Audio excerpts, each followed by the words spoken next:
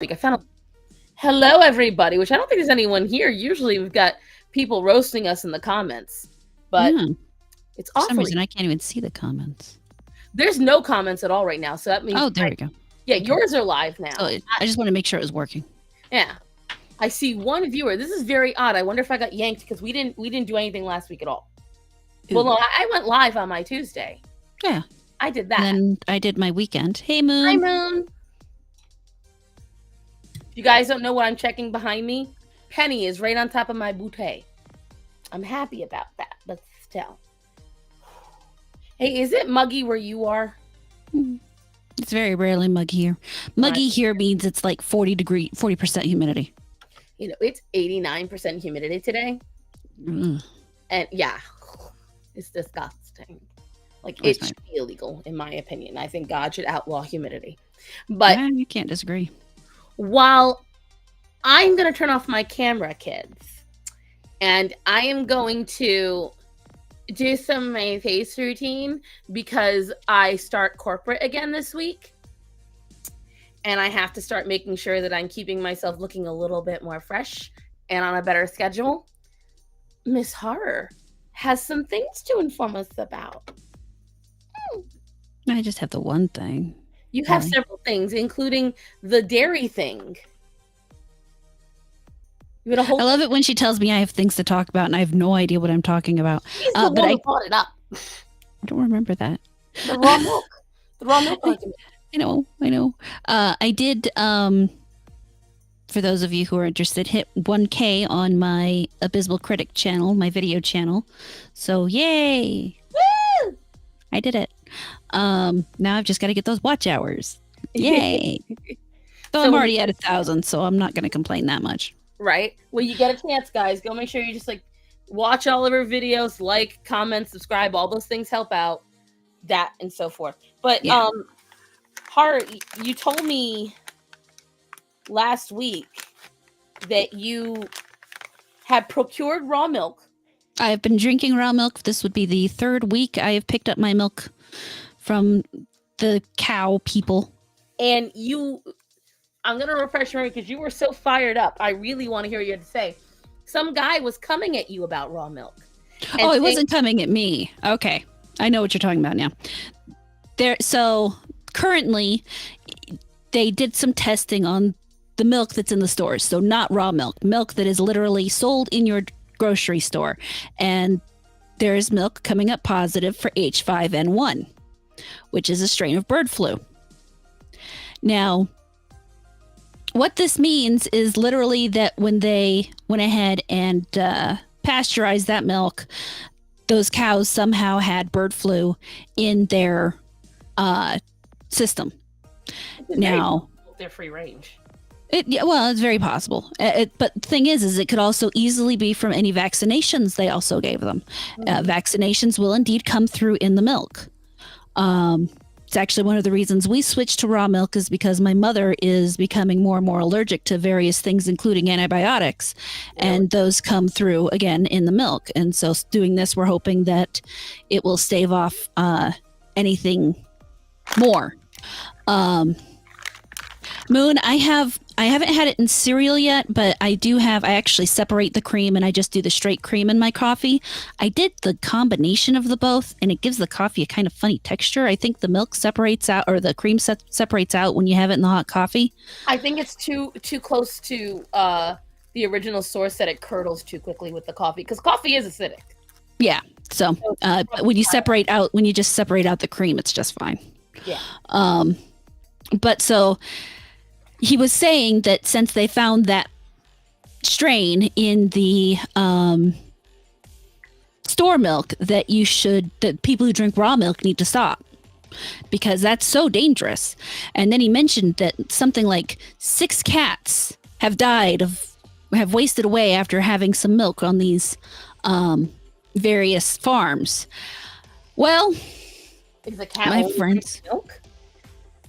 Well, for one, cats eat birds. Now, let me tell you, is a cat more likely to get the bird flu from a bird or a cow? Really, Let's think this one through. 2, what the fuck are you doing giving your cats milk? It's not good for them. You want to give them a treat, sure. You want to give it to them enough that it would make them quote unquote waste away? Yeah, no, don't. Doing? Don't give the cats milk. I mean, maybe just a little occasionally, but yeah, granted, these cats are on a dairy farm, so they probably have more exposure to it than others. But My here's is probably free ranging, and like you said, Mhm. catching birds. Yeah, well, and here's the big thing. H5N1, while zoological, has a really tough time breaching the barrier between animal and human. I think the article I read said 2 humans had it and both survived. So at this stage, huh? It's just like with the original coronavirus. Mhm. It's animal flu. They had to take a whole ass lab to make it suddenly become dangerous to humans. Yep. And the thing with H1N1 though is, the H viruses is they do jump a little more easily. H1N1 was possibly one of the worst ones. I had that. I was coughing my lungs out for 3 weeks, and for about 2 years afterwards, I actually had a hitch in my breath that would pinch off my throat. Afterwards, that big epidemic of everyone saying H1N1, H1, it was all over the news everywhere. You had to get your vaccine. I don't think I got the vaccine for that either. I didn't get the vaccine for that. I got the actual illness, and that one, I'm not kidding you, that was possibly the worst 3 weeks of both me and my mother had it. I couldn't go to work. I couldn't do shit. All I could do was sit there and cough. I had to put some towels under me because I was coughing so hard that, Yep. And I swear, I think I nearly broke my ribs coughing so hard. And after I got over it, I had to have an inhaler just to make it across the fucking room. Fuck me. COVID compared to that was nothing. Absolutely nothing. Fuck that. For me, I physically could not move. I've had bad coughing. I've had the flu. Not swine, not avian, just, good old fashioned flu.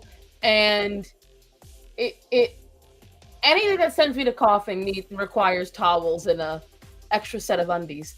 But getting old, yay. But I just being overweight too. Huh? Being overweight too. Well, the worst thing is back then that wasn't the back then. So I really wasn't that overweight until honestly the last 15 years. Looking back, I realized that now. I didn't know it then. Everyone made it sound like I was the size I am now. And whatchamacallit, when it came to, I was a lot closer to when I had been drinking Splenda. So when I started drinking Splenda, that was around when I was 15, 16 years old. And it's what really first set me off to not liking created things. Like, I'm trying to think of the word, but right now I'm trying to concentrate not dropping amethyst off my face. She's rubbing rocks on her face, honey. I'm letting him sit there and cool off my under eyes. I'll show you guys after. But it messed with my bladder permanently. And that's why, honestly, once I became anti-BOPO, the things I was already against, I didn't realize the BOPO were pro. I'm like, no, this shit is bad for you. Don't eat it. Don't drink it. And stop doing that. Yeah. Right. Stop that. And so when I was 19, 20 years old and I was getting sick a lot more often because there was black mold in my house. And on top of that, I was interacting with literally working at Walmart, working at Macy's, thousands of people every day. I would get sick and it would just wreck me. I would recover physically, except for my throat, relatively quickly. But my bladder would always suffer the most. Even when I was only 180 pounds, even when I was at what was generally a skinny size, my bladder muscles have been damaged by Splenda. And the thing is, I didn't realize it until later. My mom, for years, I think it's because she just didn't want to hear that anything she chose could be bad. That was one of her toxic traits, I guess. Yeah. And I told her, I said, it only happens when I drink Splenda. And we had switched the whole house over because my dad got diabetes.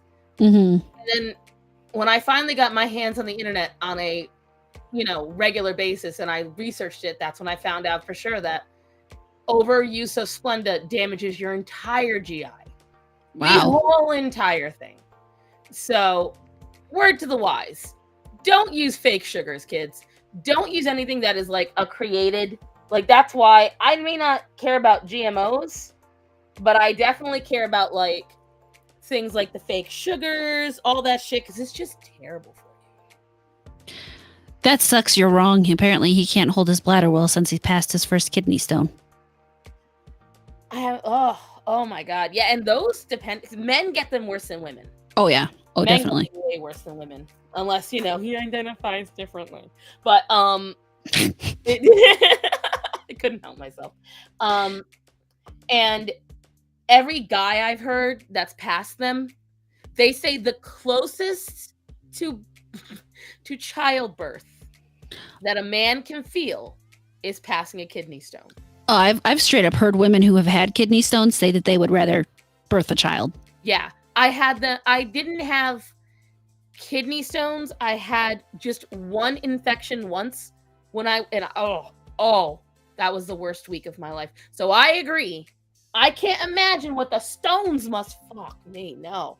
Yeah, one of my friends gets them, and so she's, well, not reconfigured her whole diet. She's not that. Well, we won't go there. But yeah, she's changed some of her habits to prevent that. I mean, she's the type of person who knows she's allergic to pineapple and will still occasionally eat pineapple. Oh, I know that kind of person, because that's me sometimes. Not with marijuana, but with everything else. Like, if I really, really like something, like, for instance, I know as I've gotten older, I should avoid some dairy. I don't care. It's dairy. I'm going to love it either way, and I'm going to still use it. And you see that I've heard that people who drink whole milk who have problems with dairy have less, or raw milk have less issues. See, it's not whole milk, it's any milk for me. It's it's been this way for a couple of years now. Ever since, honestly, I started using Saxenda. That and because I can eat yogurts, I can eat ice creams, I can eat all that stuff. It's just straight milk or straight cream, because I can have cream in my coffee and I feel nothing. I can get it's very weird. I peed blood for a week. Oh, and then I couldn't pee at all. I wouldn't go into trust me. I understand. Even without going into the details, my dude, I understand. What about Lactaid? My husband gets that because Matthew is actually, he is truly lactose intolerant. Ooh. And he will still eat all of it. But again, there is truth to it, where if you do eat enough of it and you find the balance, you can build an immunity. Mm-hmm. Just like anything else. And I will say, if you really want to enjoy dairy, but you're trying to be nicer to yourself, just use yogurts. Yogurts are still good. Yogurt's nasty. Well, no, not yogurts. Isn't like eat yogurt straight up, but having frozen yogurt, sweetened frozen yogurt's pretty good. And I like it. She's making that face like it's nasty. It's not. She's a liar. It's nasty. It's delicious. Don't listen to her. Absolutely disgusting. She lying. But I'm washing my throat. Don't mind me, guys. Back to the topic. But yeah, he was going on this whole you shouldn't drink what's that called? Raw milk because it's gonna kill you. And it's like, no. I mean, just no. Literally and don't give it to fucking cats. Right. But there'd be millions of dairy farmers dead across the country if that was the case. Well, and there was just a couple hotbeds of it. And yeah. It was just wasn't someone who came at me. I just found their post and had to then talk about the fact that what they were saying was stupid. But I did make cheese this week. Stupid. I made ricotta. Yeah, so I heard you were doing. So how did it feel to make your own cheese? I've made cheese a few times before. This is just the first time I've done it with the raw milk. With the ricotta, I kind of feel like I'm wondering if I have over drained it. I feel like my curds are too big. It might be. Marcus is saying you're stupid. It's just Marcus. He says things. Hello, Marcus. She sounds excited to see you. I'm with Miss Hara. Yogurt is okay if I had a choice between yogurt or ice cream. Yeah, I'm not saying like choose like a. I'm not talking about the yogurt from the fridge that's all like soft and creamy. I'm talking frozen yogurt or frozen ice cream. To me, they actually don't taste too different. At least in my opinion. There's that little bit of something in yogurt that I just can't do. But then again, having learned more about milk, you might not want to know how it's made. So, I mean, usually it comes out of an udder. Yeah, but I'm talking about the point between it coming out of the udder and it becoming yogurt. Yeah, it's gross, but it's there. We have 69 viewers right now, so nice. Nice. I needed to interrupt this broadcast to report that to you all. This is an important. It's an important thing. Nice. It is. Honestly, at this point, Marcus, probably never. I don't know. Maybe eventually. It's not something high up on my list of things that I'm concerned about doing. I don't even have enough time to play regular video games right now. We have lives and they're mean. I miss my video games. I got to play a little bit this weekend with Darylyn and everybody, and we played some Neverwinter Nights. But I need to make some time for my own video game playing. I just don't know when. Moon's being a yogurt hater alongside you. Moon is right. Ew. My own child and my spouse coming out against me. I see. But this week, I'm going to make ice cream. See, they have this ice cream maker that's shaped like a soccer ball. And what you do is you fill it with all the stuff and you kick it around. And I'm like, part of me really wants that. We actually, when I visited my grandparents in North Carolina, they made me go to the youth group at the church, and they actually did that there. They actually made a peach ice cream. It wasn't bad. That was something I wanted to talk about. I have finally put in. Hi, Avery. Go ahead. Yeah, and they're not very expensive, Moon. The ice cream makers are those little soccer ball ones. They're like $25. You don't make a ton of ice cream, but they're really cute. And they're literally ball shaped. And you kick it around like a soccer ball. Yep. Yeah. You put in the salt, you put in the ice, you put in the cream, and then you just kick it around.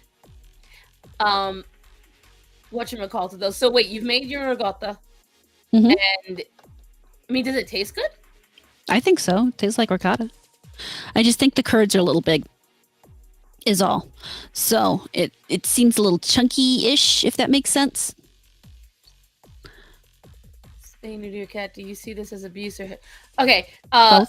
No. Cheesy Dr. Forev asked a question, and I like the question. When we watch The Price is Right, and Bob Barker says, a spay new to your cat, do you see this as abuse or health advice? It is both. Marcus, I'm here. I'm doing my face routine, and it involves me, like, rubbing stones, and it's a whole thing. She really doesn't want to have you you guys clipping that stuff. So that too. Until I do it myself in a video, you all have to wait. But whatchamacallit?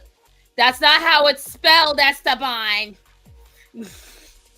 And ricotta is delicious, especially if you do it with some honey and with some berries and a little salt and pepper to offset it. That's good.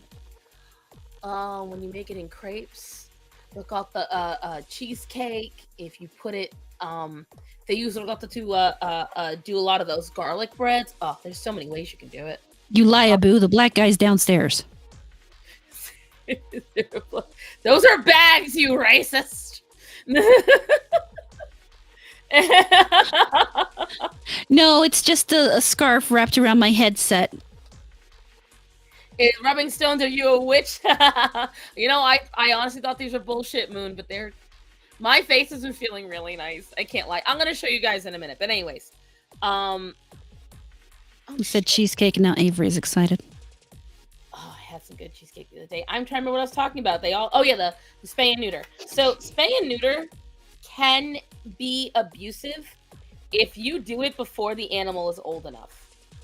You have to wait until they're at bare minimum, they have to be at least 6 months old. And I would say, depending on the animal, you really shouldn't even do it that young. Females, you should always wait till their first heat. Mm-mm. Oh yeah, I've always had to, because it gives them that first burst of hormones that they need. And so, like with cats, you have to let them get into their first heat, and with dogs, you've had to. That's what every vet I've talked to, every trainer, all of them. Really?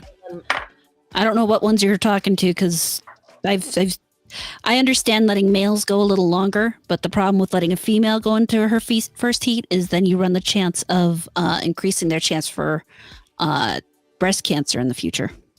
See, everyone, what the fuck is a bonnet? It is a silk cap that women wear, and men, to protect their hair, and it is actually very good to wear. I have one, but it hurts my head. I have one for when I go to bed. I tried to wear it, and every time I wear it, I woke up with, like, when I say bad headaches, like my head was throbbing.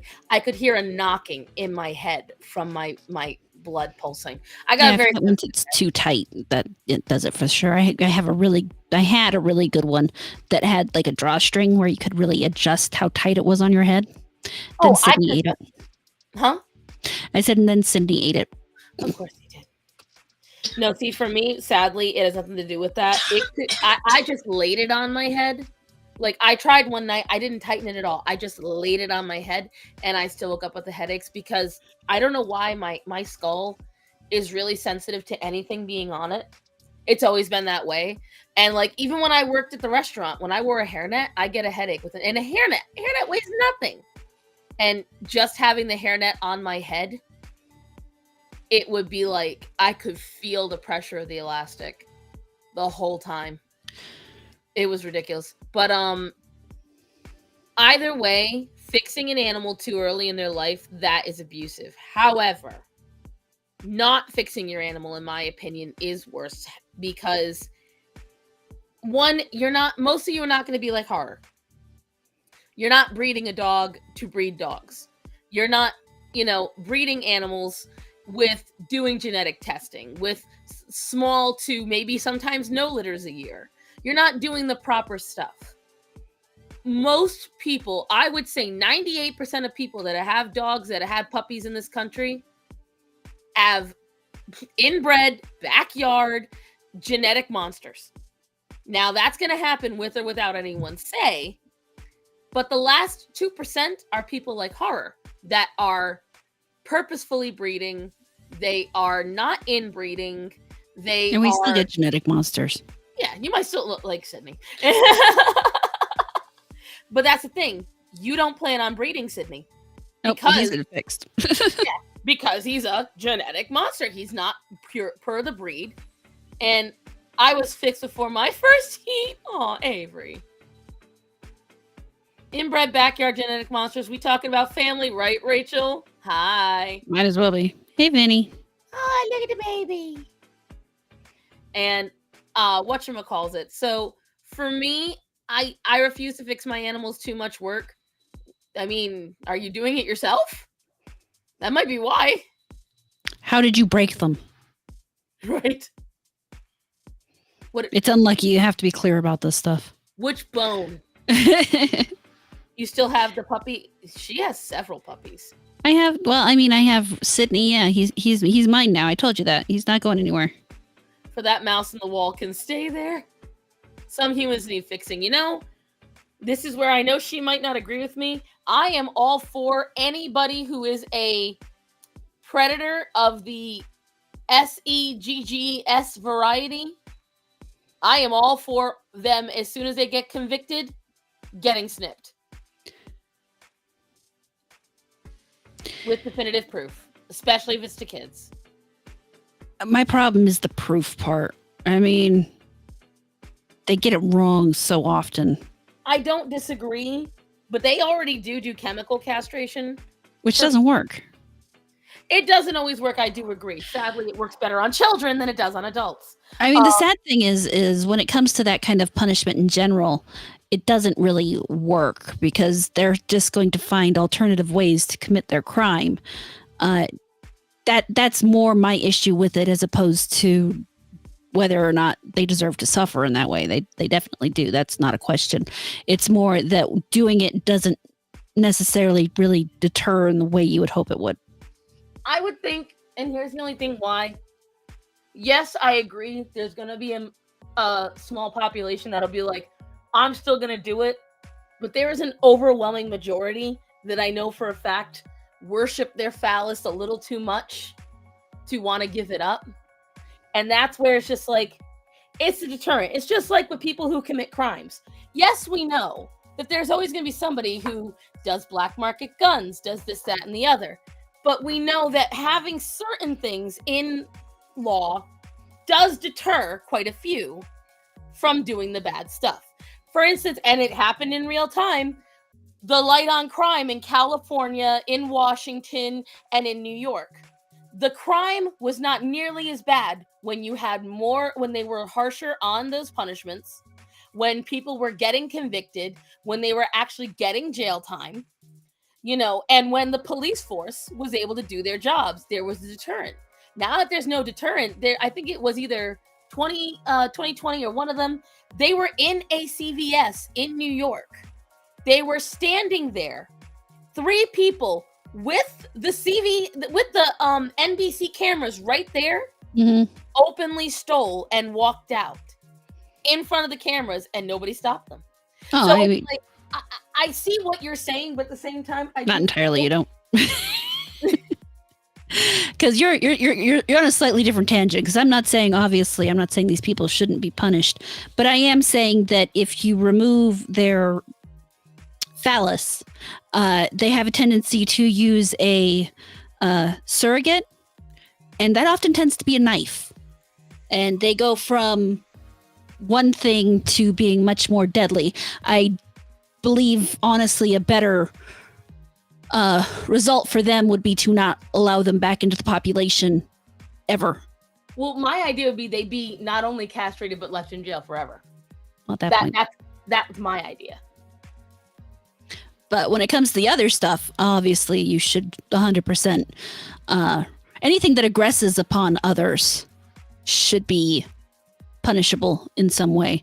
It's the crimes in which you don't actually harm somebody else other than maybe yourself that I don't understand. I could see that. No, you know what one bothers me lately, and you saw it. I see it shared yesterday or today. That woman that was caught cheating on her fiance with a 10-year-old. And I really didn't like that they framed it. She was cheating. Excuse-moi. No, that was a man. That's molestation. That's molestation. That is pedophilia. They would have framed him as a creep, as all these different things, right? Mm-hmm. Because it's a woman, they write, teacher caught cheating on fiance with minor. Why would you frame it like that? Yes, what Avery said, but we can't say that word. Yeah, we're not allowed to say that. We're not allowed to say that. YouTube says no. Technically, they probably don't like the other one. But yeah, true. But I get less taps for the other one. It's just the fact that this is one of those few times the red pill is right, and I hate it. Because even a broken clock is right twice a day. But women do get, when it comes to those kinds of crimes, women make out way better than men. They get so much less punishment, and it's so disgusting. Yeah. There's a battle. I heard the yip yip. And that's something where it does bother me. I don't disagree with that. Because I know for a fact, I know men in my life that I used to be friends with that told me about the abuse they suffered at women's hands. Mm-hmm. And it wasn't just one or two, it was the entire neighborhood that would pass around the young kids. Not just men, not just women, all of them. Yep. And I was like, wow. And this is the culture you want to keep? Hint, hint on what I'm talking about. And, but she's a whammon. We can't call her I'm sorry, I will. I will. I have an itchy nose, don't mind me. That is that would be one of the correct terms, yes. That's true. We got to be careful how many times we say it, because I know that you won't get smacked the first few. You might get smacked the next few. Because man up. Yeah, and I do agree. And I will say the one that's rarest is women on women. At least in that, you typically see it women going after young boys. It just bothers me that I got beat. Sam Squatch shows no mercy. Listen, you keep trying to escape, it is your own fault, sir. Not really. You got to be careful about using that word too, unless you're. Yeah. And in case anyone's wondering, GZDR4F asked if the GROOMING is a safer word, but no. The same word for brushing your dog. Yes. Women on women in jail. Yeah, that's usually the only one that gets, honestly, I would say, convicted. But so now that we've gotten past all the gross stuff about human, that animal, apparently they're doing research and finding there is even more species of killer whale appearing. Oh, wow. There's new species of killer whale. And they're talking about, like, I watched a couple of documentaries, and they're talking about that on why killer whales are choosing not to eat us. That was literally the topic of the conversation. Why aren't we on the menu? I'm like, well, this is fun. Let's go down this rabbit hole. And they essentially said the only reason that we're not on the menu is because we whatchamacalls. One, we're not in the water enough. It's harder to hunt us. We're usually in boats, and which makes it a little more difficult. Yeah. And usually we provide food. Everything's on the menu for the land whales, right? And, except for yogurt. Listen, only one of the land whales doesn't like it. And Big T, do you like the yogurt, sir? Which, by the way, guys, go make sure you're watching Big T's stuff. Thank you. And it was just really cool to listen to about a whole new species of orca. And they're saying it's a whole new species, not in terms of looks or anything, but in terms of diet. And apparently, that's how you can compare different orca species, is by their specialized diet. And, some slight difference in physicality. Like, there are certain orca species who have a smaller white patch, some who have bigger white patches, the whole thing. But what was really cool, or not cool, I guess, depending on how you see it. I like yogurt. My favorite is ratio keto. I've never had that. The one that Waytop released was all about feeding wildlife. And it was a really good one. Sad, but really good. And they were detailing all these times that animals have had to croak because humans decided to feed them. And I mean, you live near a lot of national parks. What's something you've like in your local news has been a problem with humans interfering with your eyes are already speaking volumes. Humans interfering with the wildlife over there. Oh my God, there's always something. They either want to pet them or they pick up the babies. Which, fun fact, guys, if you take a baby from any of the wildlife parks, you're almost guaranteeing that it is getting euthanized. Oh no, you are guaranteeing that it's going to die. You are guaranteeing that they are going to have to kill it. Unless you get very, and I mean very, very lucky that you find the mother again. Oh no, even if you find the mother, then. If the mother takes them back, they will let her. I have found that they will let her take the baby back, but not every animal will take the baby back, though. That's my point. Like, if you're talking about a buffalo, they will not accept the calf back at that point. It is dead. You might as well just shoot it because it's dead. Mm-hmm. And it's very hard. They can't just take it. And a lot of people sit there and go, well, why couldn't it be brought to a facility? It's not always that simple. It's just... There may not be room at any facilities that can house it. There may not be money to pay for another animal in that facility. There's all sorts of reasons why they can't take them, and at that point, they just have to kill them. Yep. That's why you don't fucking touch the wildlife. And look, even Moon, and we've all made this mistake, Moon. We have all made this mistake because we were taught it was okay. Feeding bread to most animals is not good. Bye, Abu. Gator is good, right? But there are several gators that were not on the menu. They were wild, and people were feeding them. And what happens when you feed wild gators is wild gators, yeah, they're going to show up, and that's not good because they show up where people are. And then you've got gators snapping at kittens and puppies and kids and elderly. And then guess what happens to that gator? It's got to go bye-bye because you couldn't keep your hands to yourself. And there was actually, I was watching Ants Canada, and he went to a, because he's trying to do a whole nother vivarium, okay? And when he was exploring all these different places in Borneo, while he was exploring, he showed that there was a bird that fell on the floor of the cave while he was there. It was a baby bird. And the cave guide literally told him, you can't touch it. I know it's hard to watch. You have to let nature take its course. And, you know, because the thing is, you take that baby bird and you save it. Well, now, what the animals on the floor of that cave rely on to eat, you've taken a meal. Mm-hmm. And when you've taken that meal, you've destroyed a part of that entire ecosystem. As a result, we get it. You don't want the animal to suffer. Just prepare for the consequences of your actions. That's the main thing. I can proudly say I've never felt the wildlife felt it.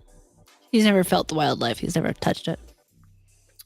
But have you fed it? I've never fed it. Well, no, I've fed plenty of wildlife, come to think of it.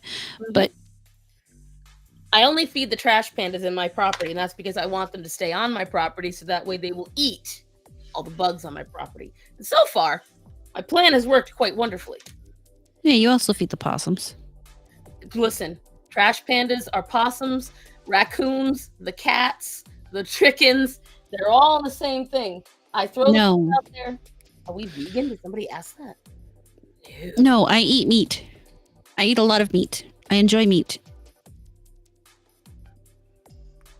I believe in the food pyramid. Oh my God. I also believe I'm on the top of the food pyramid. Right? I'm a human, Genpachi. What, are you vegan? No, we just said that. Oh, it's Genpachi. Because if not, gator meat is delicious. Gator meat can be delicious. Very chicken.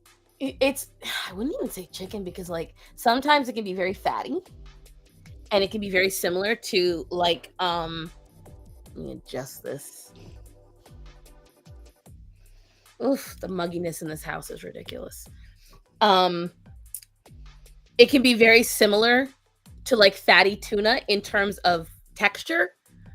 In terms of taste, it's kind of like if chicken and a scallop and a shrimp had a much lighter tasting baby. That's how I would describe it personally. And it can be very tough, you know, depending on which gator you got, depending on how old they were, depending on how thick their muscle was. Oh, but these are my little eye patch things. It looks silly, but when I tell you guys, this makes your face so cold. And it really does help the bags under my eyes. I have been feeling so much better using this stuff. I mean, people just used to use cucumbers, but okay. I mean, it's the same effect, but this is a one-time price that I just have forever. I don't have to worry about cucumbers going bad. Or do you eat cucumbers? I love cucumbers. They're delicious. Oh, I love them, but the problem is when you lay them on your face, I don't want to eat them afterwards. Oh, yeah. Also, apparently, it has a fishy taste. Especially if they've been in a very like swampy swamp.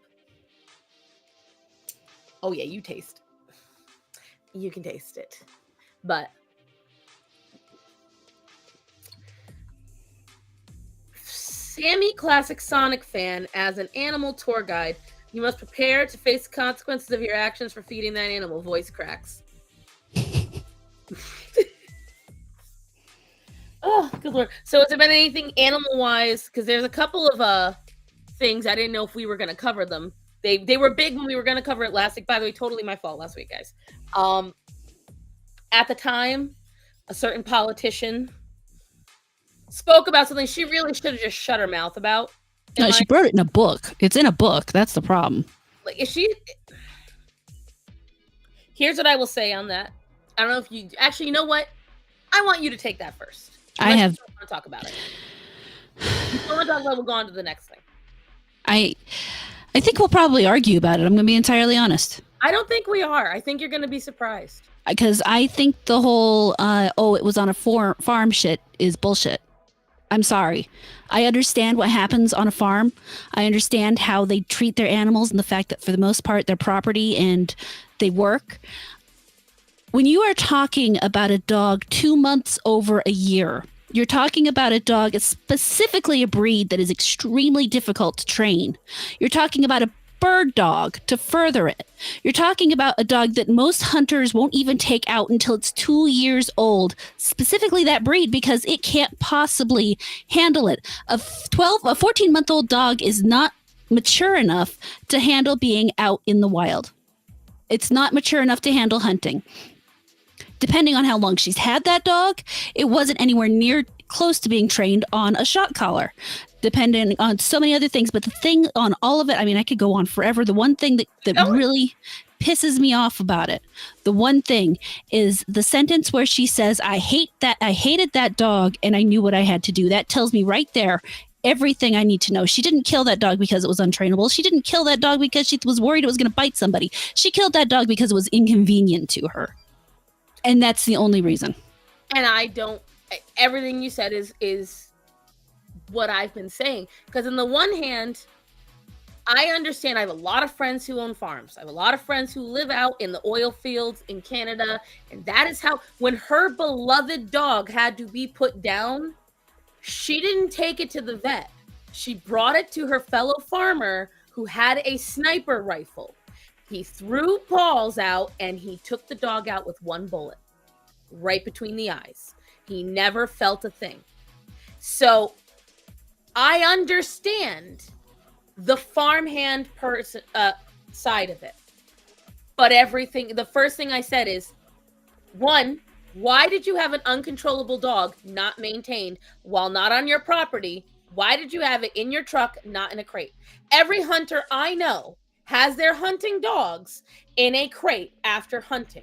You told me she's not obedient while hunting. She is not listening. You said that she is playful after doing this, which means she did not do it maliciously. She was acting on instinct because she, as you said, is a bird dog.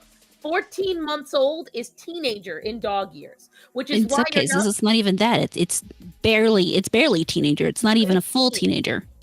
Orion was 14 months old when that guy pulled him up by his throat. That's how old he was. Okay?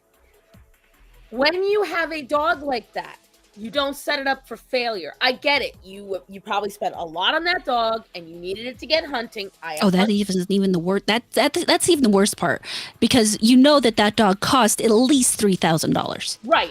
Because if not more. That dog.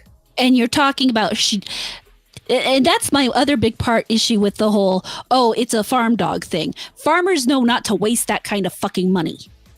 And that's the thing. It is a well-bred. If it was that difficult, you could have paid for the other farmer, because there's farmhand auctions all the time. If they lost that many chickens, which I get it, it's a very difficult moment. Killing the dog straight out is not going to resolve that problem. It is not going to solve it really quickly. And I'm really hoping this is Honest Tom messaging me back. Nope, it's my dad. Whatchamacallit.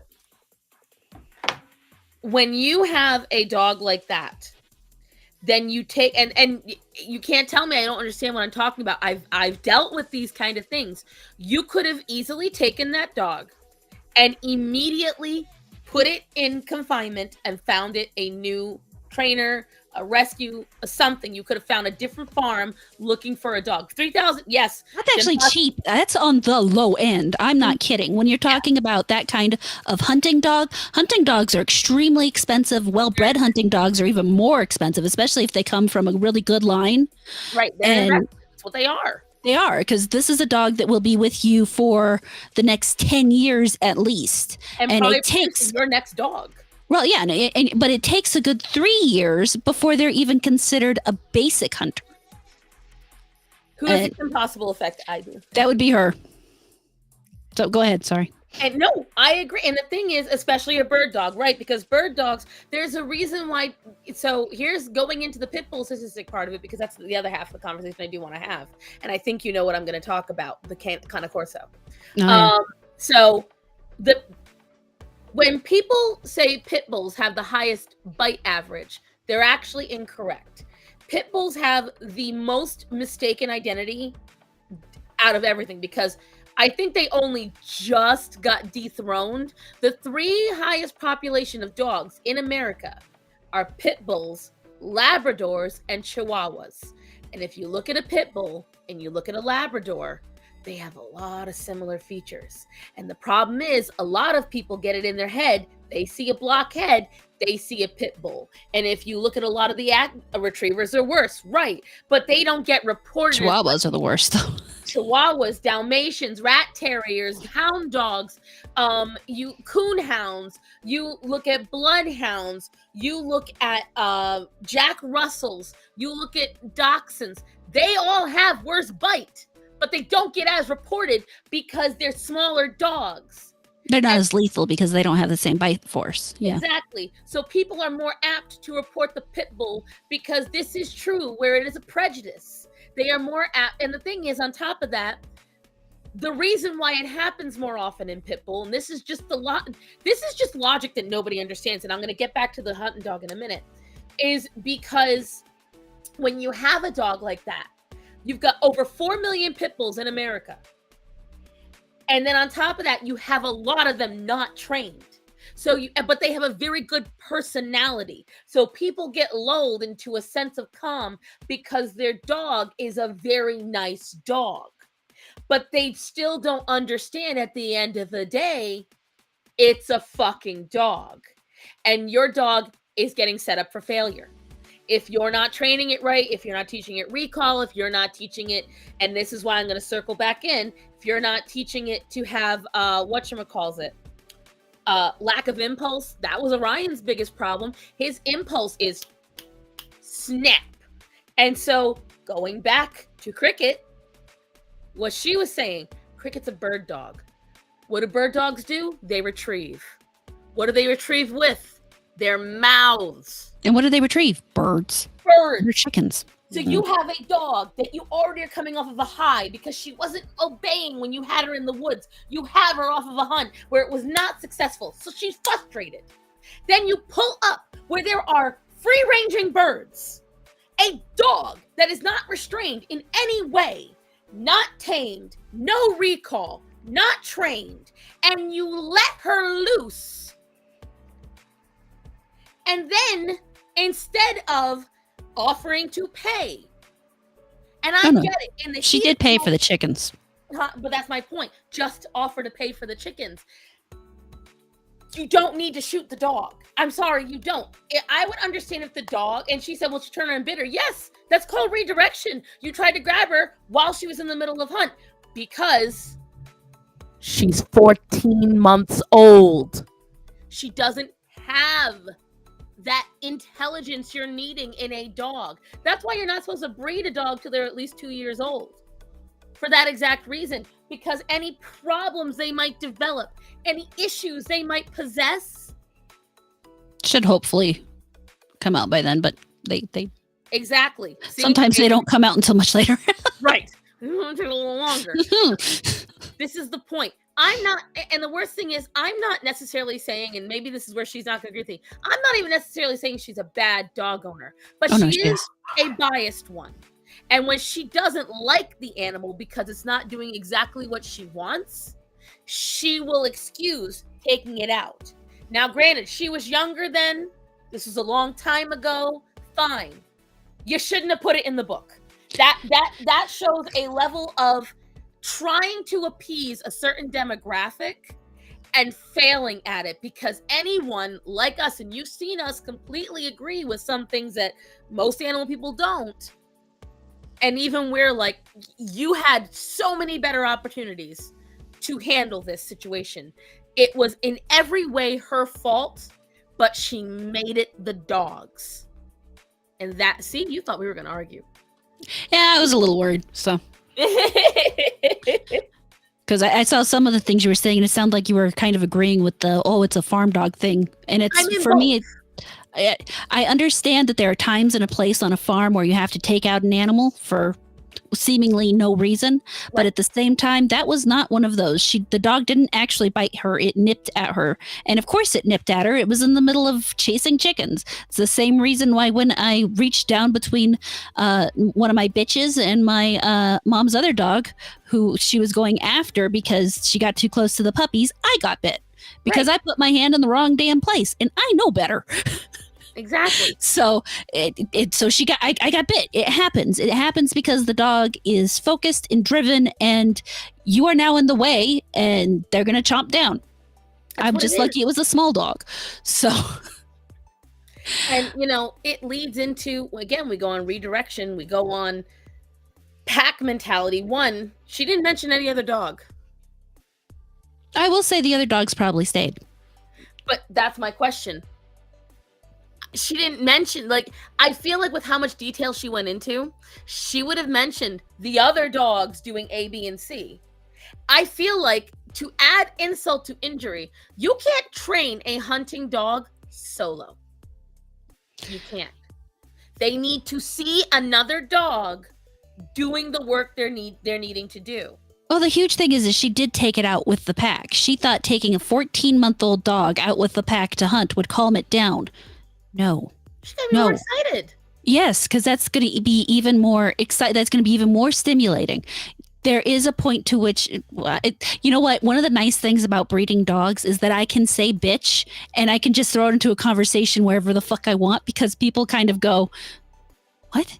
And I could get away with it because it's literally, it's my bitch. She's my bitch. She's my in breeding female. In Catholic church, in school, they'd be like, we can say ass and damn because it's in the Bible. And I'm like, it doesn't work that way. It doesn't work that way. What the fuck does it being in the Bible have to do with anything? Kids would say that. They'd be like, would you say that if that, like, what would Jesus do? And they're like, he's not above saying ass and damn. Shut up. Stop it. So it's the same idea. They try to sit there and get away with that. I'm pretty sure Jesus probably swore a lot. Were you looking back and forth for? I don't know. Confusion, mostly. Bulls over bitches any day. I'm just saying.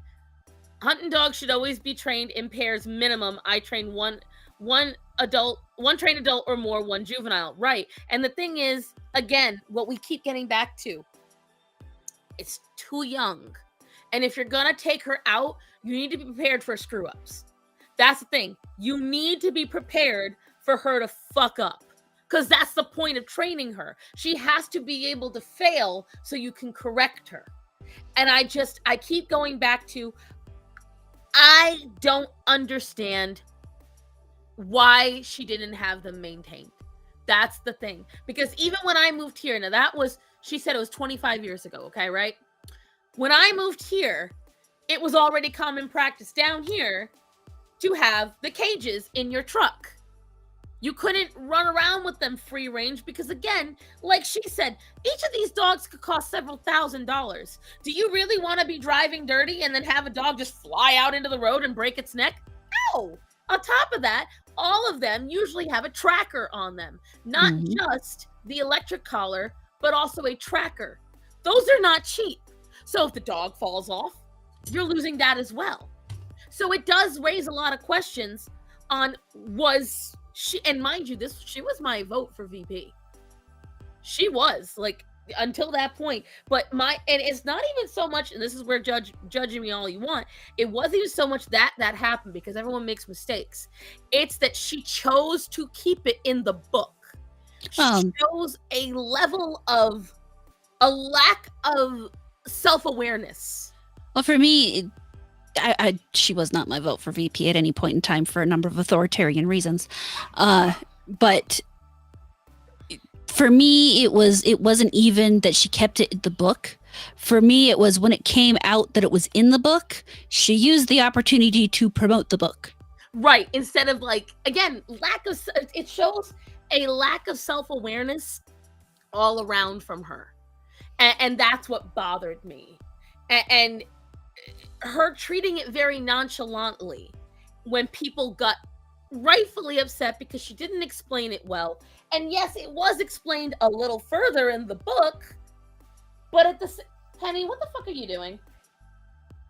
Thank you. But at the same time, to me, there really is no good explanation in that situation other than saying, I did this when I was young. I was stupid. I'm sorry. That would be a good explanation for me. I feel like if she was going to keep it in the book, somewhere, somebody, I don't know why, no one said to her, maybe add this. Well, it's come out now that apparently she had a ghostwriter write the book, and she didn't check the book afterwards because I guess there's a part in her about meeting Kim Jong-un, and she never did. Okay, so she's come out and said that never happened? She hasn't said that. What she has said is, I have met many world leaders, and the book is being released with these edits now that I am aware of these parts, and the book is good. It should be good after these edits. She won't come out and just say no, which is another huge no against her in my mind. But this is regrettably not Kamala Harris. No, Kamala became famous because she what was his name? The black guy. Because of the M. No. He had that talk show. Bald, thin mustache, light-skinned. I can't remember. Montel? Montel. She was fucking Montel. That's how she became famous. I didn't know about that.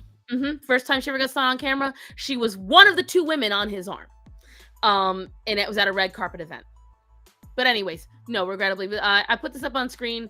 I had a guy try to steal my Blue Hero saying it shouldn't ride in the truck. Idiots, that dog loved it and there was 100% comfortable in there. Needless to say, they got their damn hands off my dog. Right. Like, you don't steal somebody's dog. Kamala wouldn't have enough sense to even know what a bird dog is. You know what, Emo? Accurate. Well, it's like Sheep and I go to breakfast every Sunday. And we pulled up to the breakfast place and we're walking in and there are these two gorgeous shepherd mixes just chilling in the back of an open truck. They're perfectly happy. They made no move. They didn't bark at us. They watched us. They looked. I had to resist the urge to go over and pet the puppies because I know they're not to be pet because they're somebody else's dogs. But still, puppy. I see dogs just chilling in a car. It takes every ounce of me, especially when they look really excited to see me. That's the worst. They look so. They weren't even really excited. They were just, they were chilling and you could see they were interested. And it's like, I just want to go over there and scratch their ears and tell them they're good boys. And it's the worst because you don't know what to do at that point. No, I know what to do. You just keep walking. No, not me. I'm weak. So when we were at the restaurant, that was one of my favorite things. That people would come on cooler days and they would keep their dogs in the car and they'd be like, well, we're just watching because our dog's in there. And I'm like, can I meet your dog? You said you have a dog. Do they like people? Can I pet the dog? And my coworkers started learning to go tell Cassie. Why? There's a dog out front. I would walk out when I tell you tits soaked, hair netted, flour all over me. Where's the dog? Like, I come flying out of the kitchen, like ready to pet. But there was another incident. Jack. Oh, night, Desert Jack. Sleep tight. We'll see you tomorrow. Well, I'll see you tomorrow, depending on. Honest Tom asked me to take him to his driver's test, guys. Honest Tom still hasn't told me when and where to take him to his. I only know it's tomorrow. He hasn't told me anything else. So we'll see how it goes. So I'm supposed to stream tomorrow at noon. We'll see. But anyways, the other thing that happened, and again, I am very only slightly mixed, but the rest of it, I have a pretty strong opinion. There was an incident where a pack of dogs led by a very large Cane Corso. He's a very pretty dog. Oh, he was beautiful. Attacked a person's dog on the leash. So I don't think he was leading. It kind of looked like he led the initial charge, but he wasn't fast enough to get there. Like, he wasn't the fastest dog in that little pack. There was a Boston Terrier mix. Hi, Toasty. Hey, Toasty. There was a lab mix. There was two that looked, everyone claims there was 4 pit bulls and a Cane. And I'm like, that's snub nose. There was a boxer, actually. There was a Boston Terrier mix. There was a lab mix. There was a pit bull. That's what I saw. And then the Cane Corso. Mm-hmm. And the gentleman that all these dogs descended upon had a very small dog. And it was all caught on camera. Police came up and were point blank at the dog and couldn't even... I've told you guys before, cinch around the throat, pull them up. Any cop should be able to lift a Cane Corso. They don't weigh more than 150 pounds. You should be able to lift that. That's the standard size of a perp. Okay?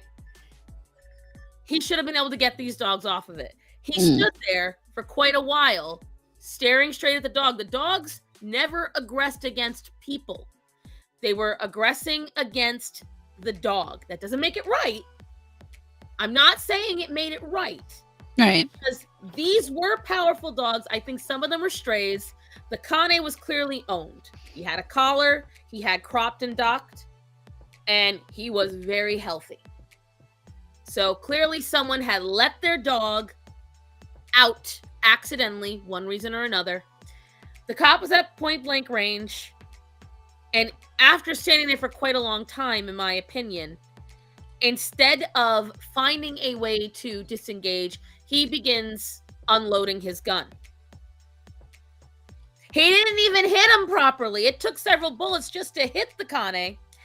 And I believe he struck him in the chest, but not quite well enough.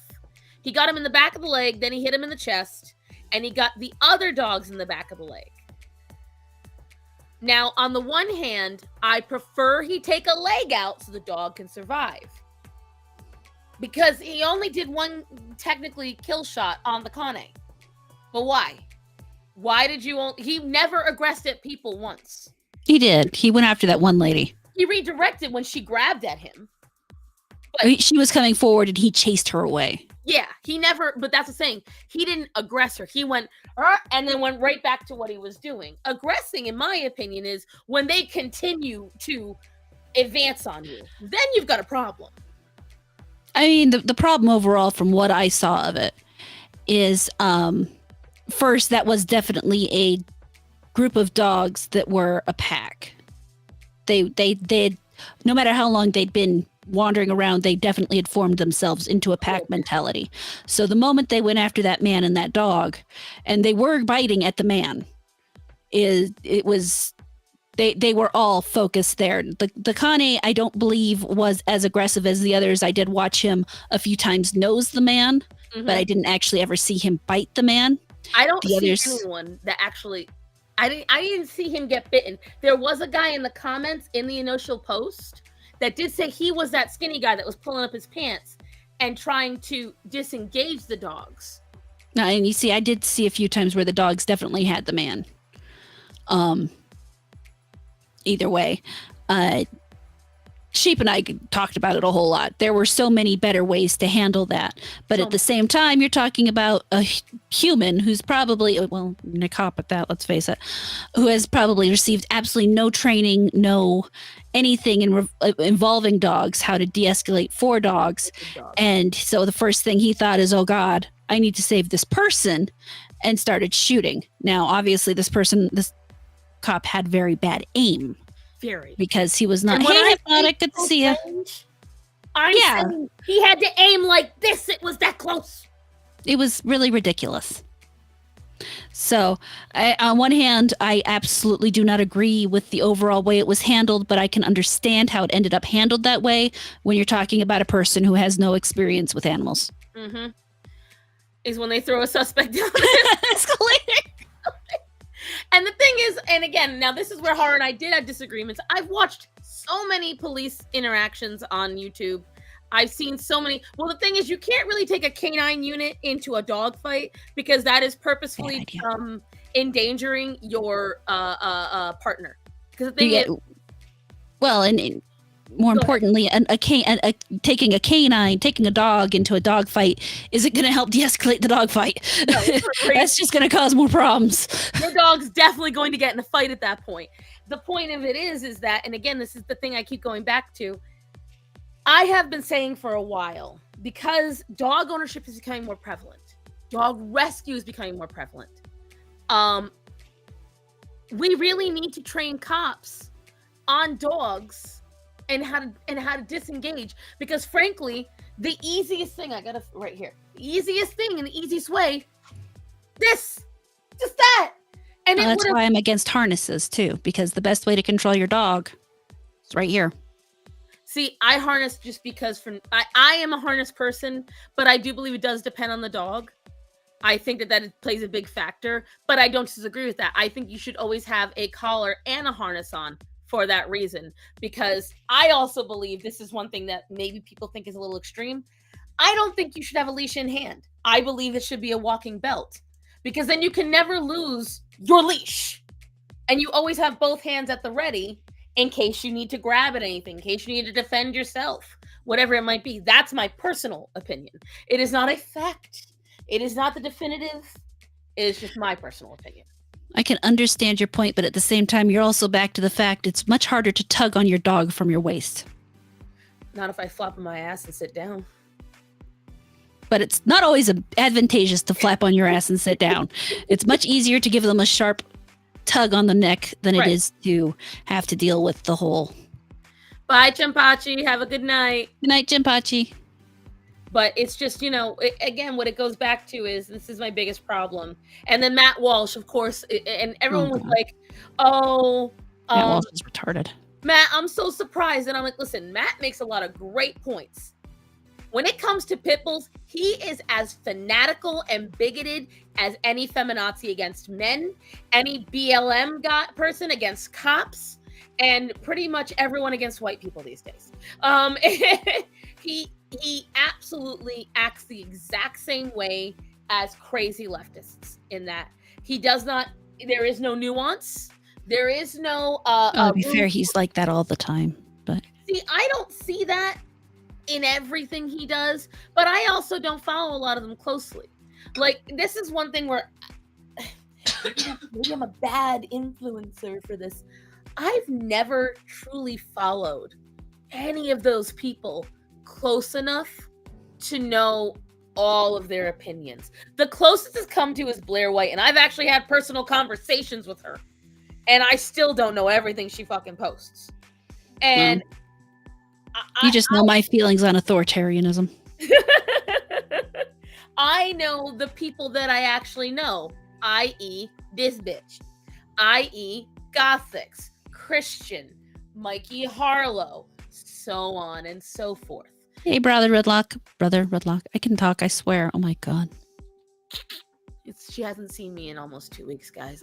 I'm so excited. My tongue is tied. My new skin routine is Twitter painting her. Oh, but I don't know why, but I feel the need to share this with everybody. Since I'm going back to the corporate world, guys.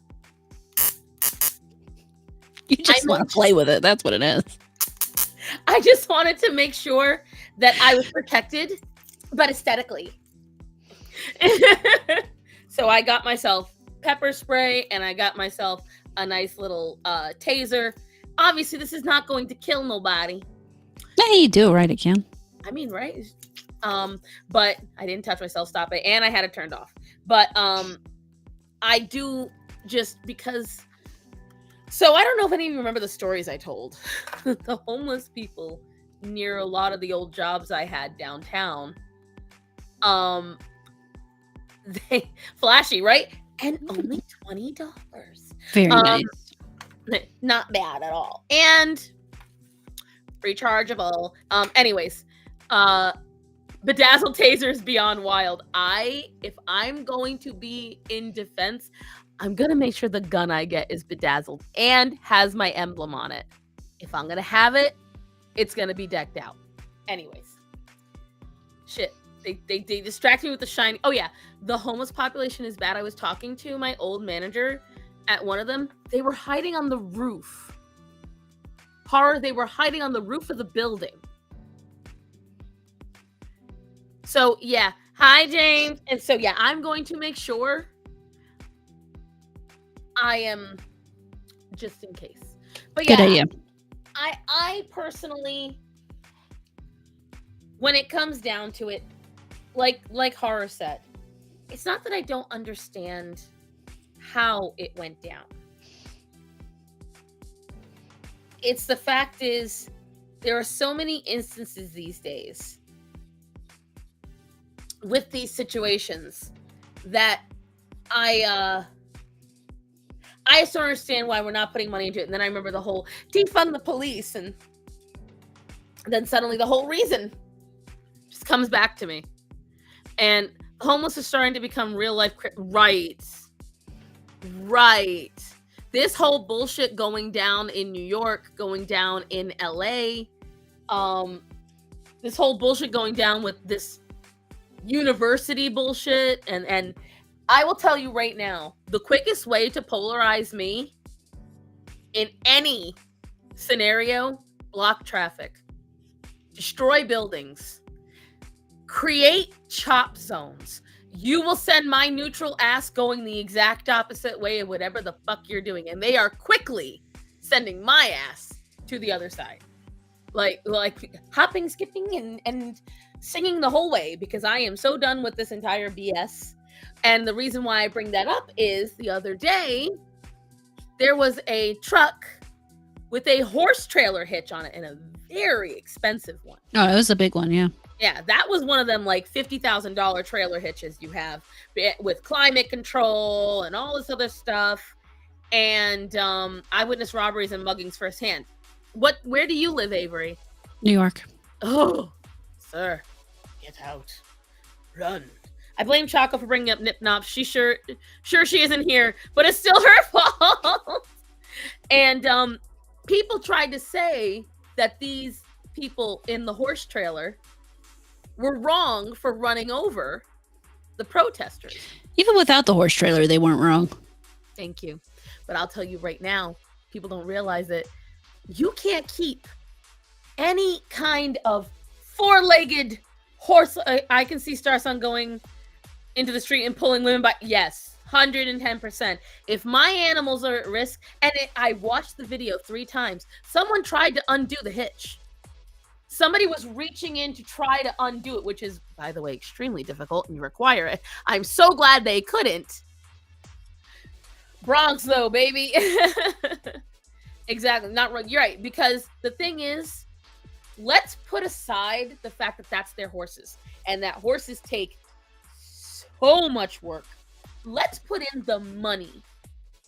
To afford that trailer means you've got to have thoroughbreds in there. Means your horses are being bred for something. Could be for rodeo, could be for tricks, could be for racing. You don't know. Because all the areas that this shit happens in are near horse farms. I didn't even know. I just found out when I went to Honest Tom's dad's funeral. I'm apparently right near a huge slew of racehorse farms. I had no idea. And now I want to see if I can go pet them. How much work goes into horses? It's a lot. A lot. You got to realize it's not just the breeding. You know, you've got the breeding. Then you have to get in the training. You have to make sure the diet is right. Veterinary care, hooves, teeth. Horses get a lot more infections. They're much more sensitive. You have to have the area. You have to make sure. And the thing is, You can't just have a pasture and let them go out to pasture. You have to make sure that there's no divots, that there's no snake beds. Go ahead, Gail. You actually have some experience in this. Okay, so when you're talking about horses, you're right. You can't just put them in pasture. Holes in the ground really aren't too big of a deal. Horses are pretty good at keeping their feet, managing their feet really well. But the problems you run into is they have sensitive stomachs. When you're talking about the thoroughbreds and the higher bred ones, they can have much more sensitive stomachs because, inbreeding and all that other bullshit. So you're talking about not just hay, you're talking about alfalfa, you're talking about other things. You want to make sure they're not eating straw. They have to have enough water without giving them too much water, plus supplements, mineral blocks, salt blocks, all sorts of different things. Because I did actually for a while in my teenage years, there's a lady here in town who boarded horses, and I would go out every weekend and help her with the yard, with the chores, and in return I would get riding lessons. Cards. Hold on, I didn't read that. Freudian slip emo. Keep going. So, horse farm. But yeah, so I helped with, doing the feeding, doing the cleaning, doing the brushing. When it comes to hooves, there's a lot of work, especially if there's a huge difference between where you're riding them. If you're riding them in a field, if you're riding them on dirt versus if you're riding them on a road or in a parade or something, that's an entirely different type of care. Yes, and then breed care is different. So, between a quarter horse or even like you're talking a Tennessee walking horse or all those different things are going to factor in. She had probably 15, 20 horses at the one part place. And then she had another 3 or 4 down below, and I wish I'd been smarter at the time and stuck with her because she was going to train me to break horses. And I was unfortunately a teenager at the time and got distracted. So it happens. But I mean, she had me working with. I was just learning to break a green horse at that point, and that's hard to do, guys. And she was really good at it. I mean, she was absolutely fantastic at it. People would send her their horses for that stuff. So, hey, well, you know what you're doing. Yeah, and the only thing I never learned to do was direct rein. She was sitting behind your back. She jumped down for some reason. Sinbad! He has been hunting her. Sinbad! Knock it the fuck off! When I feed them in the morning, she was coming in great for a while. No problems. 3 or 4 days ago, I noticed she stops coming in. Hi. I find out why. He's waiting around the corner because she's always the last one in the room. He's waiting so he can launch at her. Like the piece of shit he is. My friend Janet breaks greens and competes in rodeos. Right. And so that goes into some of the money we're talking about. So we're talking that the money invested in those horses is not just the trailer. Here, you always pee on me. You get upset. Come here. Just drop down and shut up. No. Get down. There we go. I know. Life's hard. Yep, too bad. She doesn't like it. No, she wants to sit behind my head. That's the problem. And she can't.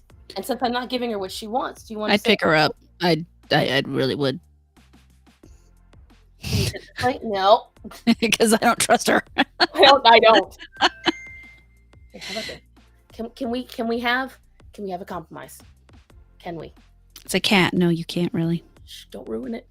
I think I can do this. Look how tiny. You guys knew how big Zorro was. Just look how small this bitch is. And see, that's why she's had more fur loss. She's been more anxiety ridden ever since Sinbad started, because he got down. Because he left the room. But I have a few friends in rodeo, but most I did was hunt seat for a short stint. Right. Gotta love cats. You gotta love anxiety-ridden cats, especially. This is why I tell people, look, I've got no problem with you wanting to imitate me with rescue. Please understand, it is not sunshine and rainbows. It is not cupcakes and unicorns. You're gonna have animals that leave this and these on you. You're going to have scars all over you because when you do rescue, Sinbad is becoming Sinbad the scumbag. The worst thing is that it's only Penny. He doesn't do it with anybody else. And the thing is, because when you have a really rowdy young male cats have one of two modes. And every male cat is like this. They are incredibly sweet most of the time. But when they play, when they want to play, their play partner acts more like prey. They go right into that mode because you have to remember all cats at the end of the day are hunters. It's not even spraying, although yes, males can spray. Females can spray too, so make no bones about that. If you have an unfixed cat, male or female, they will spray. That is, and that's why I'm so big on Sinbad, the selective scumbag. And the worst thing is, like, he's 9 out of 10 a really sweet cat. And then when Penny is sitting on the couch and we're all chilling, he just wants to cuddle with her. So it is literally just a matter of, you have to realize, as you see, Penny jets back and forth. She is the smallest animal in this house, besides a mouse. Sinbad is one of my top hunters in the household. So when he sees this little tiny gray thing streaking across the floor, he can't resist it.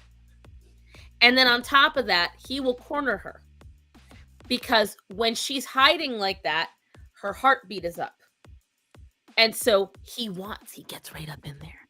He's like, I see you, bitch. And I want you. And then it gets real creepy. And then I have to spray him. And that's just how it goes down. All the time with this boy. Like right now, she stays with me. Penny tries to stay wherever I am. And if I still had the foam back chair, she'd be sitting on me. But that's not the case. Martok the Destroyer, eldest orphan kitten I had, was bringing way too rough a cow, spotted orphan kitten, and Pandora, so I clipped back all her claws. I always clip claws. I always clip all the claws. I do it with it every 2 weeks. I highly recommend it. It does keep some of the aggression down. And I have noticed all my anxiety-ridden cats, when I clip all their claws, they act better. Penny usually is much more scared when her claws are long. And when I trim her claws, I don't know if it's because she feels less pain coming at herself or whatever. Oh, the baby. Look at this beautiful boy. Oh, that was delayed. Huh? You smacked the mic and it was a delayed sound. Oh, weird. Now it's that is weird. What do you think of people who declaw? I think they're selfish. I've had to do it for the cat's health. That's different. I had a black cat who would literally scratch his ears so hard he would get ear infections. Right. And so we had to declaw him. Yeah. Like when I talk about people who declaw, my cat used to purr when I would do it. Yeah, some cats are really great about it, and if you train them, they're great. Like Sinbad's the easiest to clip his claws. The easiest. I put him in my shirt, I hold him, and then I just clip it. He's no problem. Everyone else is a pain in the ass. And I had to do most of them solo. Alex will actually bring himself to me to clip his claws.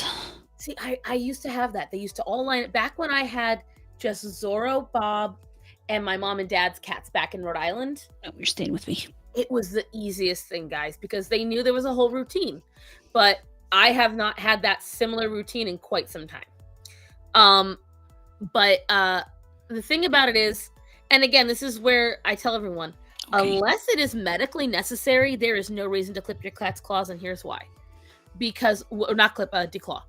And that's because when you declaw, you're literally cutting off the fingertips. There is no question. You are literally cutting off right above the first knuckle on all your fingertips. And the thing is, you are severing nerve endings. That's first problem. On top of that, people have to understand we are not cats. So a lot of people go, oh, well, it's not the end of the world. You don't understand what that does for a cat. Imagine your knuckles are stiff, right? Imagine your entire body is stiff. You can never stretch again. You can never fix that stiffness again. You are stuck with that stiffness for the rest of your life. Can't crack your knuckles, can't crack your neck, none of it. So you get stiffer and stiffer and stiffer and more uncomfortable. That's essentially the same discomfort you're slowly building in your cat over time when you declaw, and here's why. When the cats do this and they stretch out like this and they do that weird cute little what they are doing is they're releasing stress. They are releasing tension, and they are also marking territory. They are trimming the claws, and this is a part of their essential way of de-stressing. What is the word on those claw buttons that cover the claw? Claw caps. Those are so silly. I mean, I would take them over declawing any day. But like she said, they're pretty silly. And they're not really effective because if your cat's claws grow extremely fast, which if you have them on a good diet, they will grow extremely fast. Your cat will outlive those claw caps within a few days. So you're spending $20 a pack of claw caps, and you're having to do it every 2 weeks because you usually get 2 sets, which one set is supposed to last you a month, I think, something like that. They don't. And again, they are far more of a better option. But this is what I tell people. This is the harsh truth. If you adopt a cat of any kind, no matter how stimulating the house is, no matter how wonderful you do, even if you're an ass and you let your cats outside and you let them roam around the neighborhood and they're your shit is still gonna get clawed. Hard to disagree. See, they will. They're gonna claw something. But they don't claw any of our furniture. We have some very good sisal rope cat trees for them, and that's what they claw. Right, I have those, but they will claw something. But they don't. They leave the furniture alone. Yeah, Zorro's the only one. My furniture is fine. The only chair. Did you notice I only showed one thing that was destroyed? Zorro did that. And Zorro got that because for the longest time we had no cat trees. And he destroyed that chair. And that is the only chair that when they do claw, that's what they claw. Because they saw Zorro do it. The same reason why none of my cats used to get on the counter. None of them. Zorro died. Guess what everyone does? They will follow behavior. 100%.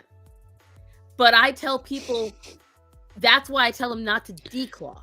Because if your intention is to never have anything destroyed, you shouldn't own a pet. That's my point. Yes, you can do the proper things, but I never mentioned, if you noticed, I didn't mention cat trees. I didn't mention cat shelves. Well, you said the house with the house could be as stimulating as, or perfectly stimulating. To me, that's part of a stimulating house is making sure they have the cat trees and the scratching posts. So then I will amend it. The problem with a lot of people who declaw cats, they don't want to do that. Everyone I've met who declaws, they don't see cat stuff as aesthetic. No matter how aesthetic it is, they do have all steel furniture, right? But the thing is, you can set it up for success. You can set them up to do the right thing. But there's no reason to hurt them like that. Not only that, let's say you don't care about them hurting. All right, you don't care about that part. Do you like poop and pee everywhere? Because 9 times out of 10, after a while, all of the nerve damage that's been caused in their paws makes them not want to go to the bathroom. Because when they walk on the litter, no matter what, litter is inherently rough on the paws. And it hurts them to walk on it. If you don't want to walk on cat litter at bare feet, what makes you think the cat wants to? What do you mean? Cat furniture is like most aesthetic thing.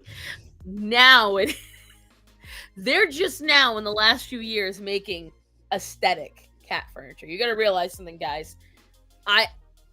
It's only been in the last 6 to 7 years that people have actually cared about like incorporating pet furniture on a large scale into society. I don't know how horror feels about that. I don't know how much she's experienced it. But in my experience, you didn't have those options. And if you did want those options, you had to go to someone to custom make it, or you had to find a really bougie company that made the stuff. Yeah, see, we always had just regular scratching posts and dog beds. Right. It was just part of the house. Right. But I'm talking about the aesthetic, the stuff. I don't understand this aesthetic stuff. You can see my current aesthetic is early office mess. Early office. Plus dog and cat. So the idea of having an entire house or room that matches to that degree is insane to me. Don't disagree. Because the thing is, it's just like saying, I want to have children, and then you have an entire house made of glass with glass knickknacks. Or beige. Why would you want beige? I want you to go off. I want to hear what you think about all that. The beige mom. So the other day, before you go up, there was this woman I was watching. You know that British guy that reacts to TikToks and he goes, all right, what do we do? Oh my God, what is that? Like the British guy gets all excited and he does all the reactions. So he's always on Instagram. That's right, you're never on Instagram. So he's really funny. Everyone thought he was gay, turns out straight. And he always finds these knickknacks, these people that do food prep and cleaning and organizing. And there was a lady, and I guess her name is Janet or Janice or whatever. And I was watching her fridge, and there was stuff I wanted that was in her fridge.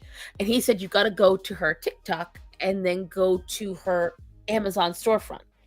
Okay. So I did. Bro.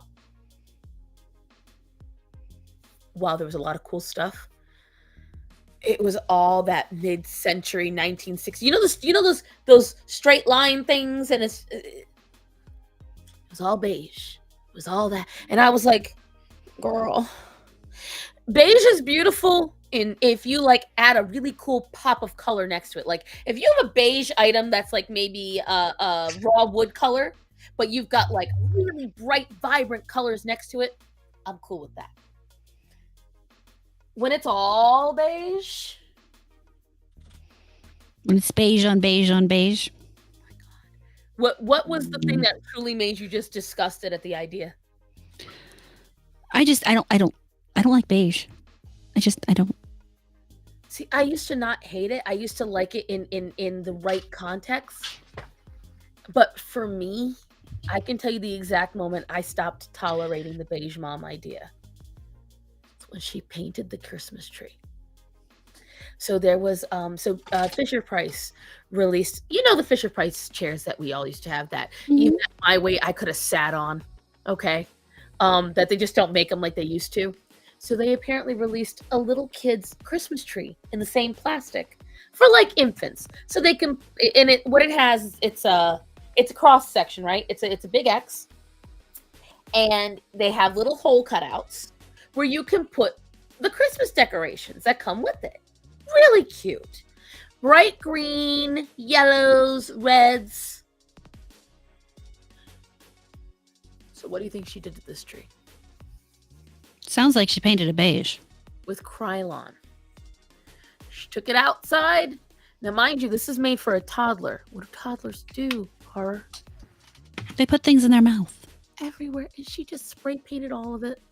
All of it beige, shades of beige and gold. And I was just like, it's a Christmas tree.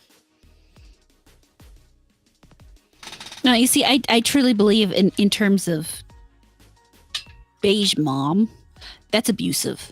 That's straight up abusive. Kids need color. They need the stimulation. And to put them in that is just, that's cruel and unusual.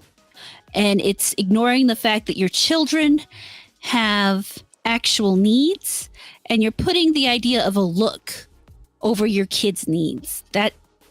That doesn't work for me. And I have the same idea about pets. If you want to have pets in your household, I think you have to be willing to make that sacrifice. If you want to have kids, I think you have to be willing to make, and I don't think it's that big of a sacrifice in my opinion. I think it's more valuable, and that's why I was saying, be prepared for your shit to get destroyed.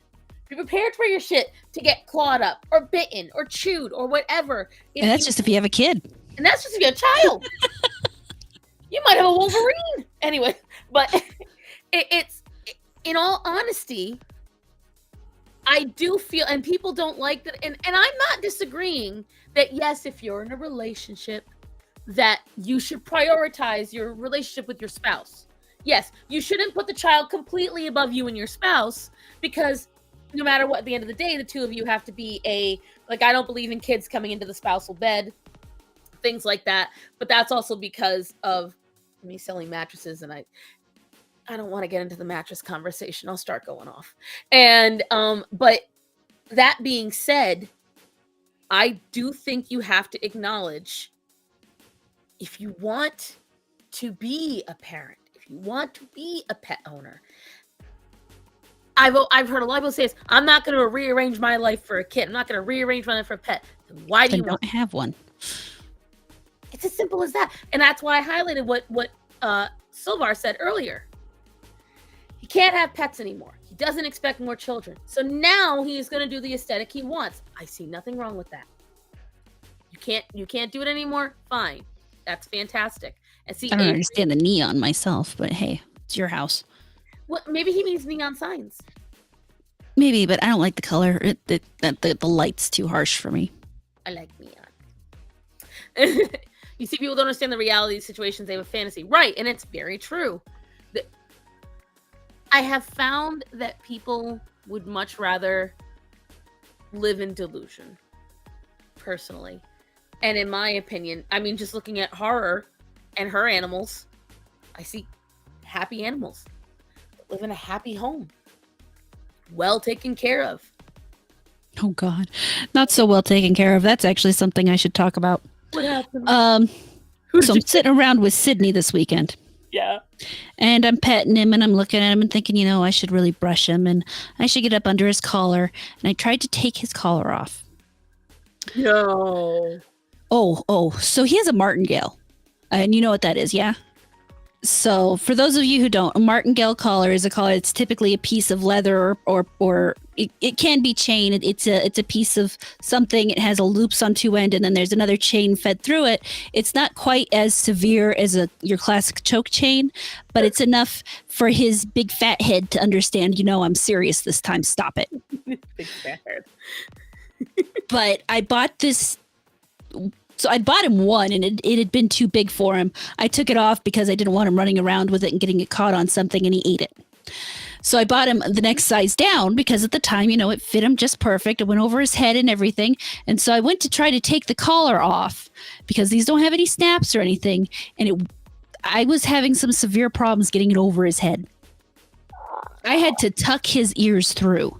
Now, you can still get your fingers underneath the collar, so he wasn't choking or anything. It wasn't tangled into his fur or anything. It was just obviously... Huh?